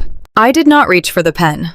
Instead, I slowly placed my hands flat against the edge of the heavy wooden table and pushed my chair backward. The wooden legs scraped loudly against the linoleum floor, a harsh sound that shattered the manufactured tranquility of the room. I stood up to my full height. I smoothed the front of my tailored charcoal suit and picked up my leather briefcase. For a brief, confusing second, Barbara smiled. She genuinely thought I was retreating. She thought the pressure had broken me, and I was simply running away in tears, leaving the document unsigned, but effectively surrendering the battleground. Pastor Miller opened his mouth to offer a gentle parting word of spiritual comfort, but the words died in his throat. I did not walk toward the heavy double doors leading out to the parking lot. I turned and walked directly toward the front of the room, stopping right beside the large audio-visual cart the church used for Sunday school presentations. I opened my briefcase and pulled out my digital tablet. I reached down and grabbed the main projection cable, plugging it directly into my device. "What are you doing?" Barbara demanded. Her voice was sharp, the false maternal warmth instantly evaporating. Claire, sit back down this instant. We are trying to help you heal your marriage. Do not make this more difficult than it already is. I ignored her completely. I tapped the screen of my tablet, bringing the projector to life. The machine whirred loudly, casting a bright, blinding square of white light directly onto the blank wall behind Pastor Miller. I navigated to the secure cloud drive my attorney had established for our criminal case file. I did not need to raise my voice. I did not need to scream or cry. I simply let the undeniable, cold, hard facts speak for themselves. I am afraid we cannot begin the healing process just yet. Pastor Miller, I said evenly, projecting my voice so it carried clearly to the men sitting at the far end of the table. Because in order to forgive a sin, one must first understand the true magnitude of the transgression. Thomas has told you he had a moment of weakness. He told you he made a reckless emotional mistake. I believe you should see exactly what that moment of weakness actually caused. I tapped the screen. The first document flashed onto the wall, enlarged so every single word and number was completely legible from the back of the room. It was the home equity line of credit contract. The figure of $300,000 was highlighted in bright yellow ink. This is a lending agreement secured against the fully paid-off home I inherited from my late parents, I explained, looking directly at the elder who owned the local car dealership. I knew he possessed a keen understanding of financial contracts. Thomas secretly initiated this loan last month. He hired a corrupt public notary to forge my signature on the bottom line. He legally strapped a massive high-interest debt entirely to my name without my knowledge or consent. He did not stumble into a sudden temptation. He spent weeks meticulously planning a federal bank fraud scheme to steal my family legacy. A heavy, stunned gasp echoed through the room. Several of the elders leaned forward in their chairs, squinting at the projected document. The man who sat on the town council took off his reading glasses and rubbed his eyes, staring at the forged signature in absolute disbelief. "That is a lie," Thomas shouted, leaping up from his chair. His face turned an alarming shade of crimson. "She is making that up. That document is completely fake. She is trying to frame me because she is mentally unstable." "Pastor, you have to stop her." I did not even look at him. I simply swiped my finger across the tablet screen. The next slide appeared. It was a sequence of formal federal bank fraud alerts, displaying the exact routing numbers Thomas had used to funnel the stolen $300,000, along with another $150,000 he had drained from our joint savings, directly into a hidden offshore account in the Caribbean. These are the official fraud flags generated by the federal banking authorities. I continued, my voice remaining perfectly calm and measured. These alerts trace the stolen money leaving American soil. This is the marital fund you are all pressuring me to release today. You brought me into this holy sanctuary and handed me a pen to sign away my rights. You are attempting to use the church council to actively facilitate the laundering of stolen money. You are helping him secure the funds he needs to evade a federal criminal investigation. Pastor Miller physically recoiled, his face draining of all color. He looked from the projected bank alerts to the document sitting on the table, suddenly realizing the massive, dangerous legal liability Barbara had just dragged him into. The spiritual intervention had instantly transformed into a crime scene. Barbara slammed her hands down on the table and stood up, her pearl necklace rattling against her chest. "Turn that machine off right now," she shrieked, pointing a trembling finger at me. "You have no right to display our private family matters to the congregation. You are twisting the truth." "My son is a good man." He was desperate. He needed capital for his business, and you were too selfish to support him. You drove him to this. She thought her fierce loyalty and social standing could override the glaring mathematical evidence. She thought these men would still protect her family name. So I decided it was time to show the church elders exactly what Thomas and his mother truly thought of their beloved community. I swiped to the next slide. A series of high-resolution screenshots illuminated the wall. They were direct text message transcripts between Thomas and his mistress Lauren, pulled from the digital backup files my forensic accountant had recovered. I read the messages aloud, letting my voice carry the heavy, mocking tone Thomas had used when he typed them. Lauren says, "I cannot believe your mother is actually getting the church elders to force Claire to sign the money over." Are they really that stupid? I read clearly, pausing to let the words sink into the silent room. And Thomas replies, "They are gullible sheep, babe. My mom plays Pastor Miller like a fiddle. All I have to do is cry a little bit, quote a few Bible verses about forgiveness, and those old fools will practically hold a gun to Claire's head for me. The church is the perfect cover. We will have the boutique money by Friday, and we will be drinking champagne in South Beach while Claire goes bankrupt." The atmosphere in the fellowship hall shattered completely. The older men sitting at the table were no longer looking at Thomas with pastoral pity or spiritual concern. They were looking at him with absolute unbridled fury. The car dealership owner gripped the edge of the mahogany table so tightly his knuckles turned white. The high school principal stood up his chair, scraping violently against the floor, his face dark with profound offense. They realized they had been played for absolute fools. Thomas and Barbara had used their faith, their sanctuary, and their good intentions as a cheap shield for a disgusting criminal enterprise. Thomas was hyperventilating now. He backed away from the table, his hands frantically gripping his hair. "Mom, do something," he stammered, his eyes darting toward the exit. "She hacked my phone. She stole my messages. You have to make them understand." Barbara was completely cornered, but her arrogant pride refused to let her surrender. She stepped out from behind her chair and marched toward me, her face twisted into a mask of pure, desperate hatred. "You think you are so clever." "Claire!" Barbara hissed, her voice echoing loudly in the cavernous room. "You think showing a few text messages changes anything. You are still a cold, barren, worthless woman. Thomas deserves a family. He deserves a legacy. Lauren comes from a proper home. She understands how to treat a man, and she is giving him the one thing you never could." Barbara stopped a few feet away from me, throwing her head back with a vicious, triumphant sneer. She wanted to deliver the ultimate emotional blow, completely unaware that she was walking directly into the final, inescapable trap. "Lauren is pregnant," Barbara announced, her voice ringing out with cruel satisfaction. "She is carrying my true grandchild, a child that deserves to be raised in luxury, not poverty. So yes, I helped my son. I helped him plan the escape. I let them use my home, and I told him to take the money from your house because my grandchild deserves that inheritance far more than you do. I did what any loving mother would do to protect her bloodline from a selfish, rigid failure of a wife." The entire room fell into a deathly, horrifying silence. Pastor Miller covered his mouth with his hand, looking at Barbara as if she had just transformed into a demon right in front of his eyes.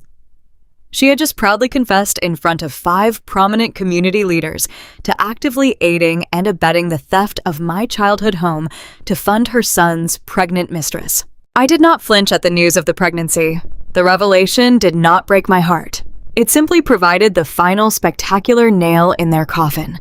I reached down to the tablet and pressed the play button on the audio file I had recorded in Barbara's foyer earlier that morning. The pristine, high-quality recording of Barbara's voice suddenly filled the church hall, bouncing off the walls with undeniable clarity. The audio captured her mocking my appearance, boasting about allowing Thomas and Lauren to use her guest room for their affairs, and explicitly threatening to tell the congregation I was mentally unstable if I did not release the stolen funds by noon. Barbara's face went completely slack. The arrogant sneer vanished, replaced by a look of sheer, paralyzing horror. She stared at the projection screen as her own voice cheerfully detailed her complicity in a massive federal crime. Her pious, untouchable mask did not just slip, it shattered into a million irreparable pieces right in front of her peers. The women she ruled over the pastor, she manipulated the community she controlled. It was all gone in an instant. She was completely exposed as a cruel, corrupt accessory to felony fraud. "Turn it off," Thomas screamed. His voice was completely unhinged now. The realization that he was totally inescapably ruined finally snapped whatever fragile restraint he had left. He realized the digital tablet was the source of his destruction. He let out a furious guttural roar and lunged across the open space, throwing his entire body weight toward the audio-visual cart, his hands reaching out violently to smash the screen. He never reached me. The high school principal and the car dealership owner moved with shocking speed for men their age. They intercepted Thomas mid-stride, grabbing him by the shoulders and slamming him hard against the edge of the mahogany table. Thomas thrashed and kicked, screaming obscenities, but the two men held him down with absolute, uncompromising force. "You disgusting piece of garbage," the car dealership owner growled, pressing his forearm against Thomas's back. "You bring your filth into this church and try to use us to steal from your wife. Do not move another muscle or I will break your arm." Barbara was screaming now, a high-pitched hysterical wail as she watched the pillars of her community violently restrain her golden child. Pastor Miller grabbed his cell phone from the table, his hands shaking as he frantically dialed for the local authorities. But the authorities were already there. At that exact moment, the heavy wooden double doors of the fellowship hall swung open with a loud, authoritative crash. The cold, damp air from the rainstorm outside rushed into the stuffy room. Standing in the doorway was Eleanor Davis, my divorce attorney, looking incredibly sharp in a tailored trench coat. Flanking her on either side were two broad-shouldered detectives from the Financial Crimes Unit, their badges gleaming clearly on their belts. Eleanor surveyed the chaotic room with a cool, satisfied smile. She locked eyes with me and gave a single firm nod. The emergency injunctions had been signed by a judge less than 20 minutes ago. The trap had officially snapped shut. Thomas Miller, one of the detectives, announced, his deep voice slicing through Barbara's hysterical screaming. He walked straight toward the table, pulling a pair of heavy steel handcuffs from the back of his belt. "You are under arrest for federal bank fraud, wire fraud, and grand larceny." The two church elders immediately stepped back, releasing their grip on Thomas.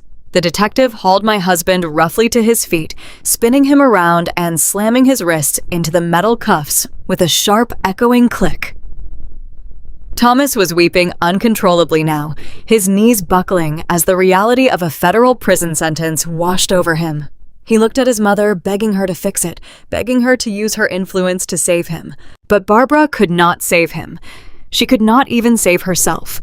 The second detective stepped directly in front of her, blocking her path to her son.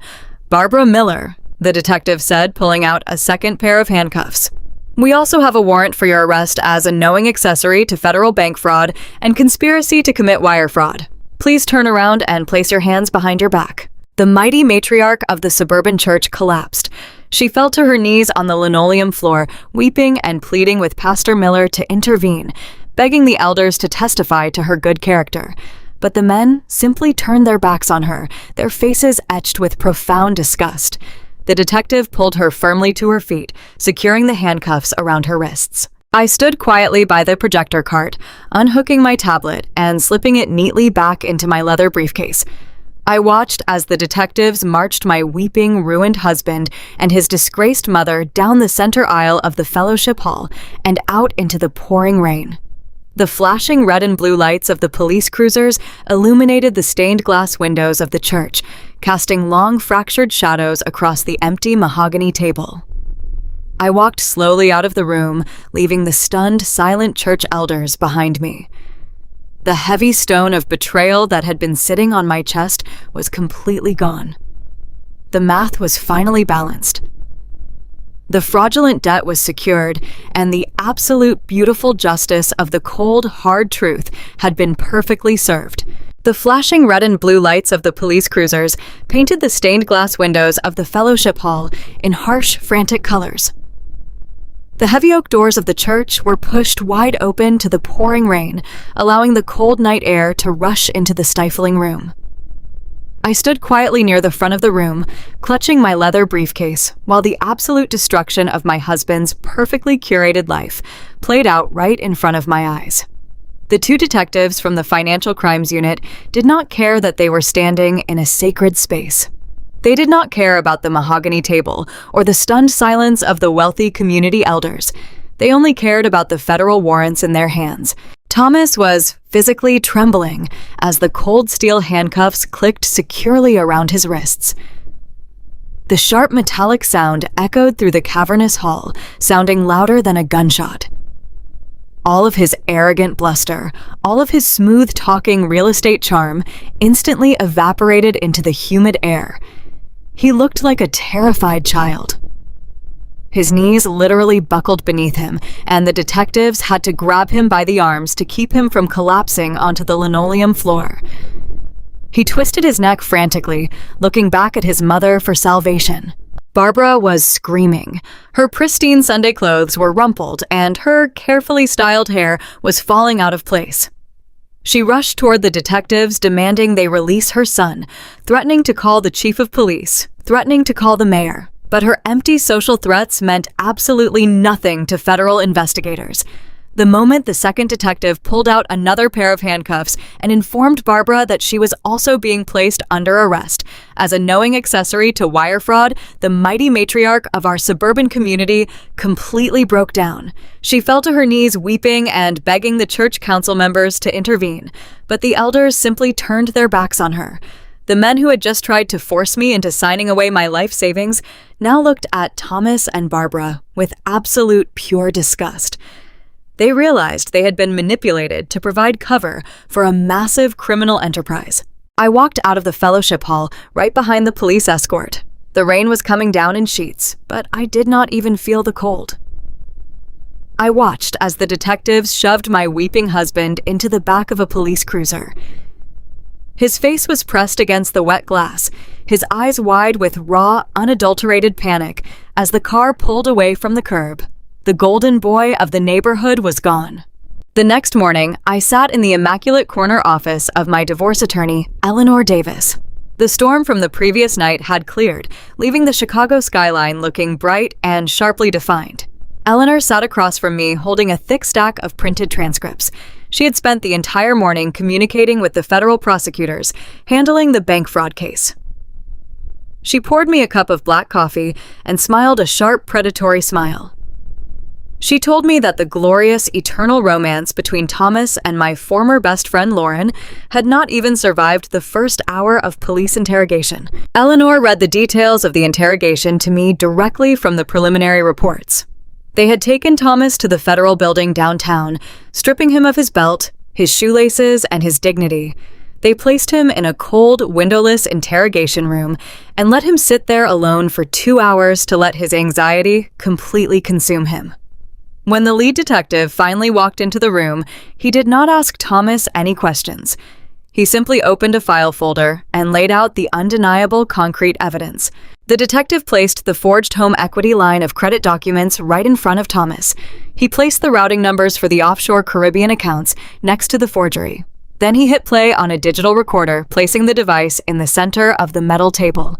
The room filled with the crystal-clear audio of Lauren bragging about hiring a corrupt notary at her cousin's auto shop to forge my signature on the bank loan. According to the transcripts, Thomas did not even try to ask for a lawyer. He did not ask to make a phone call. The immense crushing pressure of the situation cracked his fragile ego instantly. Faced with the reality of spending the next 2 decades in a federal penitentiary, the man who claimed to have found his ultimate soulmate immediately threw her entirely under the bus. Thomas wept openly in the interrogation room. He told the detectives that he was a victim. He spun a pathetic, desperate story claiming that Lauren was a manipulative, calculating seductress who had preyed upon his financial insecurities. He swore to the federal agents that the forgery was entirely Lauren's idea. He claimed that she was the one who located the corrupt public notary because of her shady family connections. He stated on the official record that he never actually wanted to steal the money from my childhood home, but Lauren had relentlessly pressured him, threatening to leave him if he did not provide the capital for her new luxury lifestyle in Miami. He sang like a canary. He gave the detectives the exact name and location of the auto shop where the notary worked. He provided the digital login credentials for the frozen offshore account. He detailed exactly how Lauren had negotiated the commercial lease for her high-end fashion boutique using the stolen bank funds. In less than 45 minutes, Thomas had completely dismantled the entire criminal conspiracy, offering up his mother, his mistress, and the corrupt notary just to secure a potential plea deal for his own miserable skin. I listened to Eleanor read his frantic, cowardly confession, and I felt a deep, profound sense of validation. The math of human nature is always incredibly predictable. People who build their relationships on a foundation of lies and theft have absolutely no loyalty when the foundation inevitably crumbles. Thomas and Lauren were not soulmates united by passion. They were just two greedy, deeply selfish parasites who were more than willing to consume each other the moment their survival was threatened. The federal prosecutors moved with devastating speed. Based on my recorded phone call and the full sworn confession provided by Thomas, they immediately drafted interstate arrest warrants for Lauren and her notary associate. The wheels of justice, which so often grind slowly, were turning at a breakneck pace because the evidence was absolutely flawless. 2 days later, the reality of the situation finally caught up with Lauren in the most humiliating way possible. Eleanor received the operational updates from the law enforcement liaisons and relayed the beautiful story to me. Lauren had refused to leave Miami. She was completely convinced that Thomas would eventually fix the frozen bank accounts. She was a woman who lived entirely in a state of delusion, believing her own manufactured reality over the cold, hard facts. She was standing inside the gutted commercial space of her future luxury boutique, located right in the heart of the prestigious Miami Design District. She was wearing designer sunglasses, an expensive linen sundress, and holding an iced coffee, barking arrogant orders at a crew of local construction workers who were preparing to install the custom display shelving. She was living her absolute dream, completely unaware that the money funding the renovation belonged to a federal bank fraud investigation. The construction workers stopped their hammering when 2 unmarked black sport utility vehicles pulled up directly onto the sidewalk in front of the boutique. 4 officers from the Miami-Dade Police Department, accompanied by a United States Marshal, walked through the open glass doors of the commercial space. Lauren initially tried to exercise her usual arrogant privilege. According to the arrest reports, she yelled at the officers, telling them they were trespassing on private commercial property and demanding they leave the premises immediately. The United States Marshal simply stepped forward, pulled a pair of heavy steel handcuffs from his belt, and loudly informed Lauren that she was under arrest for felony bank fraud, conspiracy to commit wire fraud, and grand larceny. The illusion of her high society life shattered in an instant. The police officers forced her to drop her iced coffee, spinning her around and securely locking the handcuffs behind her back, right in front of the entire stunned construction crew. Lauren began to scream hysterically, demanding to call her lawyer, demanding to call Thomas, completely unaware that Thomas was the exact person who had enthusiastically handed her over to the authorities. The officers marched her out of her imaginary luxury boutique in her designer sundress, shoving her into the back of a sweltering police vehicle. Because the federal crimes originated in Illinois, the authorities did not grant her bail in Florida. She was processed through the Miami Detention Center, stripped of her expensive jewelry, and forced to wear a standard-issue canvas jumpsuit. She was then formally extradited back to the Midwest. The woman who demanded nothing but first-class airplane tickets and luxury resort accommodations spent her flight back to Chicago seated in the back of a cramped, secure prisoner transport plane shackled to a metal bench. The ensuing weeks were a spectacular display of absolute moral decay.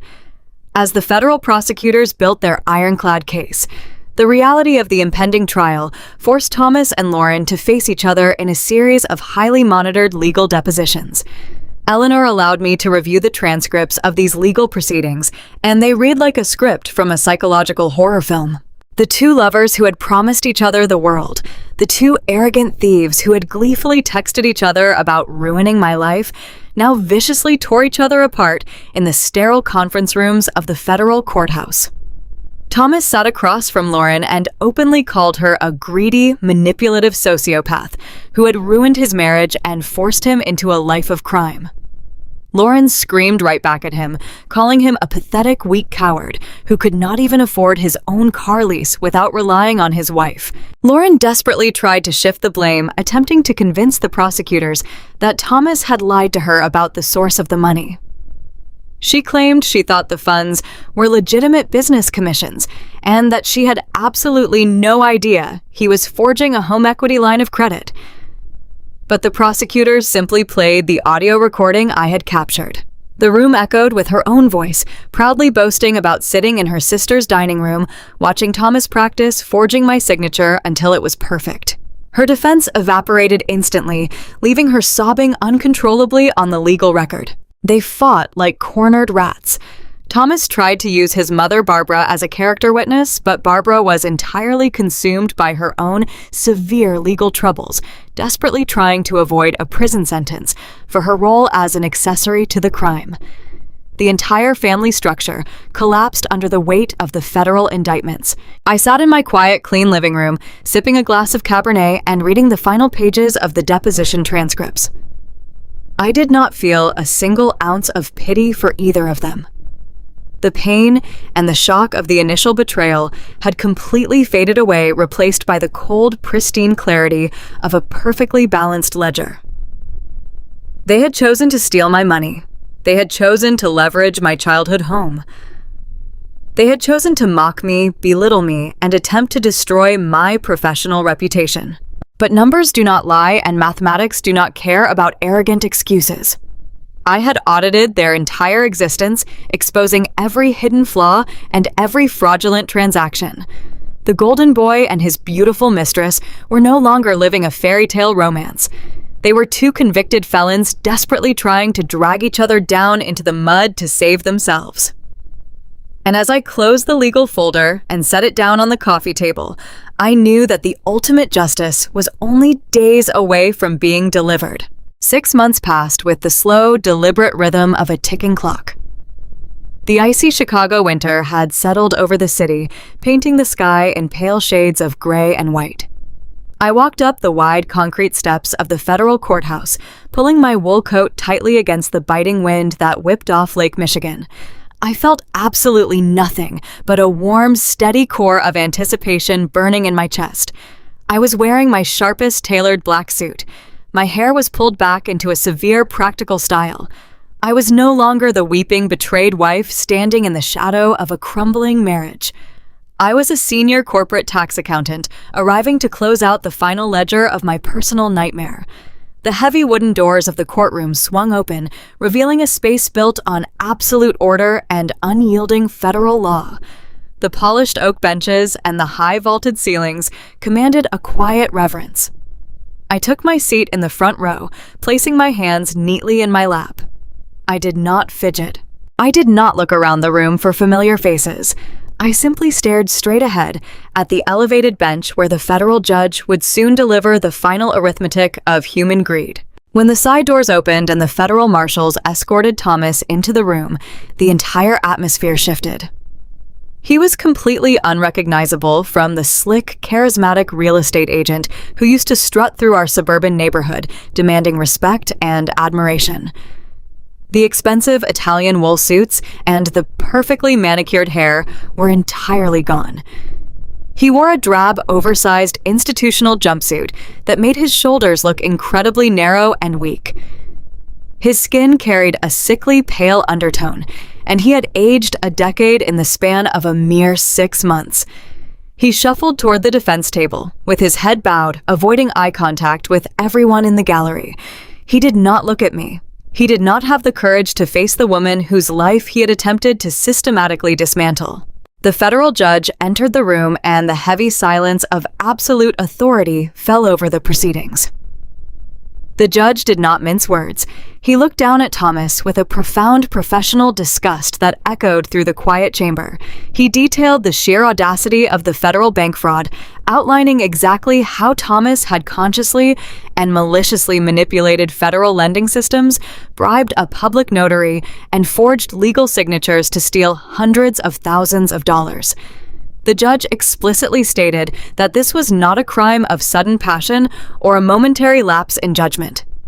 It was a calculated, prolonged act of severe financial abuse against his own spouse. When the gavel finally fell, the sound echoed like a hammer striking an anvil. Thomas was sentenced to a lengthy term in a federal penitentiary for wire fraud and felony forgery. He collapsed into his chair, letting out a soft, pathetic whimper as the reality of a decade behind bars washed over him. The golden boy of Oak Park was going to spend the prime years of his life sleeping on a thin mattress in a concrete cell, stripped of every single comfort he had ever demanded from the world. Lauren fared no better under the merciless light of the justice system. She was seated at a separate defense table, intentionally kept far away from the man she once called her ultimate soulmate. The glamorous Miami lifestyle she had violently stolen had evaporated into a miserable, inescapable legal nightmare. She wore a plain gray blouse and dark slacks, completely stripped of her designer labels, her heavy makeup, and her insufferable arrogance. During the discovery phase, the federal prosecutors had forced Thomas and Lauren to face each other in a series of highly monitored depositions. I'd read the transcripts of those meetings, and they were a spectacular display of absolute moral decay. The two lovers who had promised each other the world viciously tore each other apart in the sterile conference rooms of the federal building. Thomas had instantly cracked under the pressure of interrogation. Faced with decades in prison, he pointed his finger directly at Lauren, claiming she had masterminded the entire forgery scheme. He told the lawyers that she had manipulated him, using her shady family connections to secure the corrupt notary and forcing him to steal the money to fund her extravagant lifestyle. Lauren had screamed right back at him on the official record, calling him a pathetic, weak coward who could not even afford his own car lease without relying on his wife. They fought like cornered, starving rats, desperately trying to shift the blame to save their own skins. But their frantic finger-pointing meant absolutely nothing against the mountain of digital evidence and the crystal-clear audio recordings my attorney had provided. The judge turned his attention to Lauren, dismantling her pathetic defense piece by piece. He highlighted her direct complicity as an accessory to federal wire fraud, noting her enthusiastic participation in the illegal transfer of stolen funds to secure a commercial lease in Florida. The court showed no leniency for a woman who had actively conspired to ruin her closest friend. Lauren was handed severe criminal penalties and placed on heavily monitored probation, but her true punishment came in the form of immense crippling financial restitution. The judge ordered her to pay exorbitant federal fines that would permanently garnish her wages and completely obliterate her credit for the rest of her natural life. She would never own a luxury boutique. She would never qualify for a premium credit card or a waterfront apartment. She would spend the next 30 years working menial draining jobs just to pay off the massive debt she had accumulated in her pathetic attempt to steal my life. She looked over her shoulder at me, her face completely drained of haughtiness, leaving behind only the hollow, empty terror of a permanently ruined woman. While the criminal sentences delivered a profound sense of satisfaction, the true ultimate victory occurred in the civil courts later that same afternoon. I sat quietly beside my attorney Eleanor as the presiding family court judge reviewed the absolute wreckage of my marital assets. The judge was a stern, methodical woman who possessed a deep hatred for financial manipulation and deceit. She read through the forensic accounting reports, detailing exactly how Thomas had attempted to leverage the home I had inherited from my late parents. She looked at the forged home equity line of credit documents and shook her head in sheer disbelief at the cruelty of the act. With a few decisive strokes of her pen, the judge executed the legal miracle I had been praying for since the nightmare began. She formally and permanently invalidated the fraudulent lending contract. She ruled that the signature was a proven forgery and ordered the bank to completely clear the fabricated debt from the property records of my childhood home. The bank was forced to absorb the loss pursuing Thomas through separate criminal channels, but leaving my property entirely untouched. The suffocating, terrifying weight that had been pressing down on my chest for 6 months vanished in an instant. My parents' legacy was entirely safe, secure, and solely mine once again. I could breathe freely, knowing that the brick house in the suburbs would never be taken from me by a corrupt bank manager or a lying husband. But the civil judge was not finished balancing the scales of justice. Citing the extreme and malicious nature of the financial abuse Thomas had inflicted, she deviated entirely from the standard equal division of marital property. She declared that Thomas had forfeited any legal or moral right to our shared accounts through his deliberate criminal enterprise. The judge awarded me 100% of the remaining legitimate marital assets. Every single dollar we had saved, every mutual investment portfolio, every retirement fund was officially transferred into my sole exclusive possession. Thomas was left with absolutely nothing but the institutional clothes on his back and a mountain of legal fees he could never possibly repay. I walked out of that civil courtroom with my head held high, clutching the certified court orders in my leather briefcase. I had walked into this disaster 6 months ago, facing total bankruptcy and the devastating loss of my family home. I was walking out today with my financial future completely secured, my property safely in my name, and a pristine credit score untouched by the deceit of a cowardly man. The ultimate collateral damage of this entire miserable saga fell upon the woman who had proudly orchestrated my suffering from the very beginning. Barbara had spent her entire adult life ruling over our suburban community, viewing her pristine brownstone and her prestigious church council seat as undeniable proof of her inherent superiority. She had viewed me as nothing more than a temporary convenience, a quiet bank account to fund her son's greatness. But the spectacular public arrest in the middle of the church fellowship hall had completely destroyed her carefully constructed empire. The local congregation, which she had ruthlessly manipulated for decades, turned their backs on her in an instant. The community elders felt deeply humiliated that she had dragged them into a federal fraud investigation. They realized she had tried to use their sacred sanctuary to launder stolen money, and they shunned her entirely. She was quietly but firmly asked to step down from every single charity board, every event committee, and every prayer group she had once commanded. When she walked through the local grocery store, her former friends would suddenly turn their shopping carts down different aisles to avoid making eye contact with her. She became a pariah in the very neighborhood she used to control. But the social isolation was only the beginning of her agonizing punishment. Thomas had required an entire team of highly specialized criminal defense attorneys to keep him from receiving the maximum possible federal sentence. Those elite attorneys demanded massive retainers, paid entirely upfront in liquid cash. With Thomas completely broke and his offshore assets legally seized by the government, Barbara was forced to liquidate her own personal wealth to keep her golden child afloat. She slowly drained her high-yield savings accounts. She emptied out her extensive retirement funds, paying massive early withdrawal penalties just to cover the mounting legal bills. And eventually, when the cash completely ran out, she was forced to put her beloved immaculate brownstone on the market. Because she needed the money immediately to pay the lawyers before the trial, she had to sell the property at a severely discounted price. The beautiful historic home she had polished and perfected for 30 years was sold to a young couple who completely gutted the interior, erasing every trace of Barbara's existence. I drove past a drab concrete building on the far edge of the city one rainy afternoon and parked my car across the street. This was the exact address listed on the public court documents for Barbara's new residence.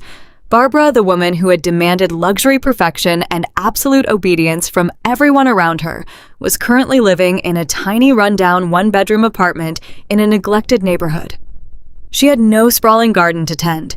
She had no heavy mahogany dining table to host her wealthy society friends. She had no golden successful son to brag about at Sunday service. I sat in my warm, comfortable car and watched the rain streak down my windshield, looking up at the small, dark window on the second floor of the apartment complex. I knew exactly what her life looked like now. She sat entirely alone in a cramped, depressing space, surrounded by the cheap synthetic walls of a budget rental. She had sacrificed her entire kingdom, her wealth, her reputation, and her home to protect a thief.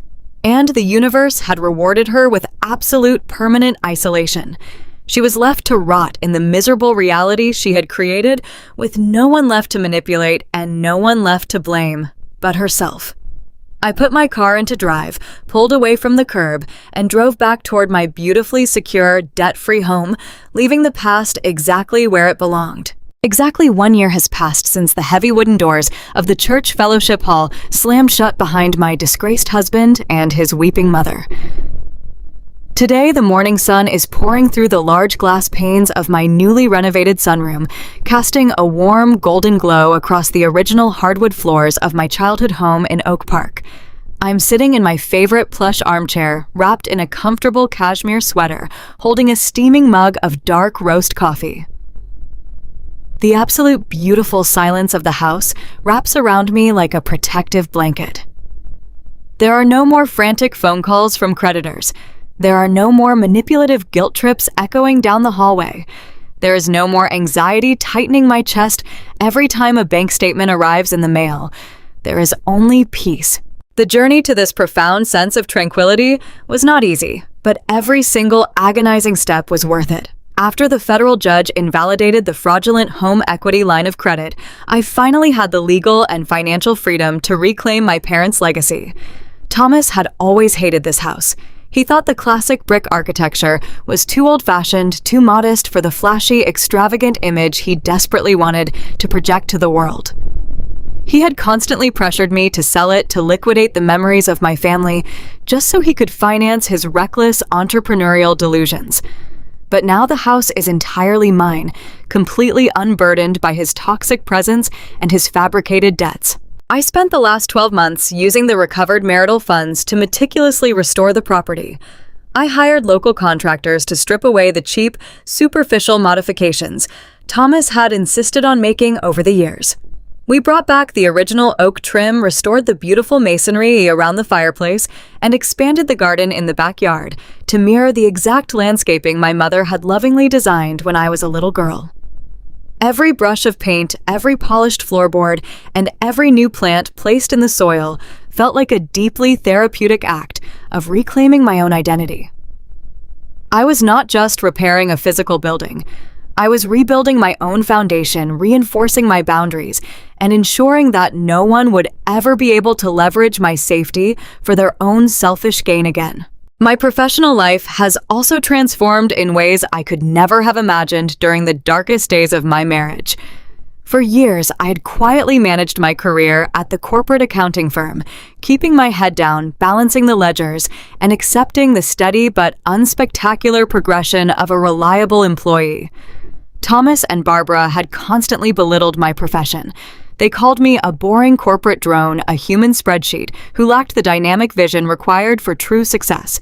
They viewed my meticulous nature as a character flaw, an annoying quirk that they simply had to tolerate while they drained my bank accounts. But the senior partners at my firm saw something entirely different. They had witnessed firsthand the absolute lethal precision with which I dismantled Thomas and his criminal conspiracy. They saw a woman who could maintain her composure under the most extreme psychological and financial pressure imaginable. They saw an auditor who did not just understand the numbers, but who completely understood the complex, often treacherous human behaviors hiding behind those numbers. 3 months ago, the managing director called me into his expansive corner office overlooking the Chicago skyline. He did not offer me a standard annual review or a modest cost of living raise. He slid a heavy leather-bound portfolio across his desk and formally invited me to join the executive leadership team. I am now a full voting partner at one of the most prestigious accounting firms in the Midwest. I have my own corner office, a dedicated team of brilliant junior associates, and a compensation package that provides me with absolute, unassailable financial independence. The incredible irony of the situation brings a quiet smile to my face every time I walk past the brass plaque with my name engraved on the door. The very traits that Thomas and his mother ruthlessly mocked my analytical mind, my insistence on documented facts, and my unwavering adherence to the rules are the exact same traits that propelled me to the very top of my profession. They thought my quiet dedication made me weak. They had no idea it was actually the armor that made me completely indestructible. Sometimes when the house is exceptionally quiet, I allow myself to reflect on the immense emotional wreckage of the past year. Surviving a betrayal of that magnitude fundamentally alters the way you view the world. When the man you promised to spend your life with conspires with the woman who stood beside you as your maid of honor, it fractures your basic understanding of human trust. And when your own mother-in-law joyfully assists in the theft of your childhood home just to fund a pregnant mistress, you are forced to reevaluate every single relationship you have ever cultivated. In the immediate aftermath of the arrests, there were moments when the sheer weight of the deception threatened to pull me under. I spent countless nights lying awake questioning my own judgment, wondering how I could have been so blind to the monsters living right inside my own inner circle. Society places a tremendous unfair burden on women to be the emotional caretakers of their families. We are conditioned from a very young age to be accommodating, to forgive endless transgressions, to sacrifice our own comfort, to maintain the peace, and to constantly seek the best in people who consistently give us their absolute worst. I had played by those rules for 5 years, absorbing the subtle disrespect, the financial manipulation, and the emotional neglect, completely convinced that my unwavering loyalty would eventually be rewarded. But the agonizing pain of the divorce was the catalyst for my ultimate liberation. I realized that holding on to the toxic illusion of a happy marriage was far more damaging than facing the brutal, ugly truth. Losing Thomas Lauren and Barbara was not a tragedy. It was a massive, desperately needed spiritual eviction. Once the initial shock faded, a profound sense of clarity took its place. I learned that you cannot negotiate with people who fundamentally lack a moral compass. You cannot love someone into respecting you, and you absolutely cannot appease predators by willingly handing over pieces of your own soul. I sit here today pouring a second cup of coffee and looking out over the blooming hydrangeas in my garden, and I want to speak directly to anyone listening who might be sitting in the dark right now, wondering how they will ever survive the betrayal of the people they trusted most. I know exactly how heavy that burden feels. I know the paralyzing fear of looking at your bank accounts, your home, and your future, and realizing that everything you worked for is actively being stolen by the person sleeping right next to you. They thought I was just a quiet calculator, a stepping stone they could use and discard. But I learned that a woman's kindness is a gift, and when parasites mistake it for weakness, you do not cry, you let the numbers do the talking and cut them out of your life forever. You do not have to absorb the abuse. You do not have to accept the false narratives they spin to the community, to the church, or to your friends. You have the power to gather your evidence, secure your boundaries, and walk away with your dignity completely intact. True justice does not always happen overnight, and it is rarely easy, but the peace that waits for you on the other side of the storm is more valuable than any amount of stolen money. If my story gave you the courage to stand up to the betrayers in your own life, please hit the like button, subscribe to the channel, and support the community. Do not forget to leave a comment, letting me know what state you are watching from and what time it is right now. Thank you for listening, and remember, never let anyone take what is rightfully yours.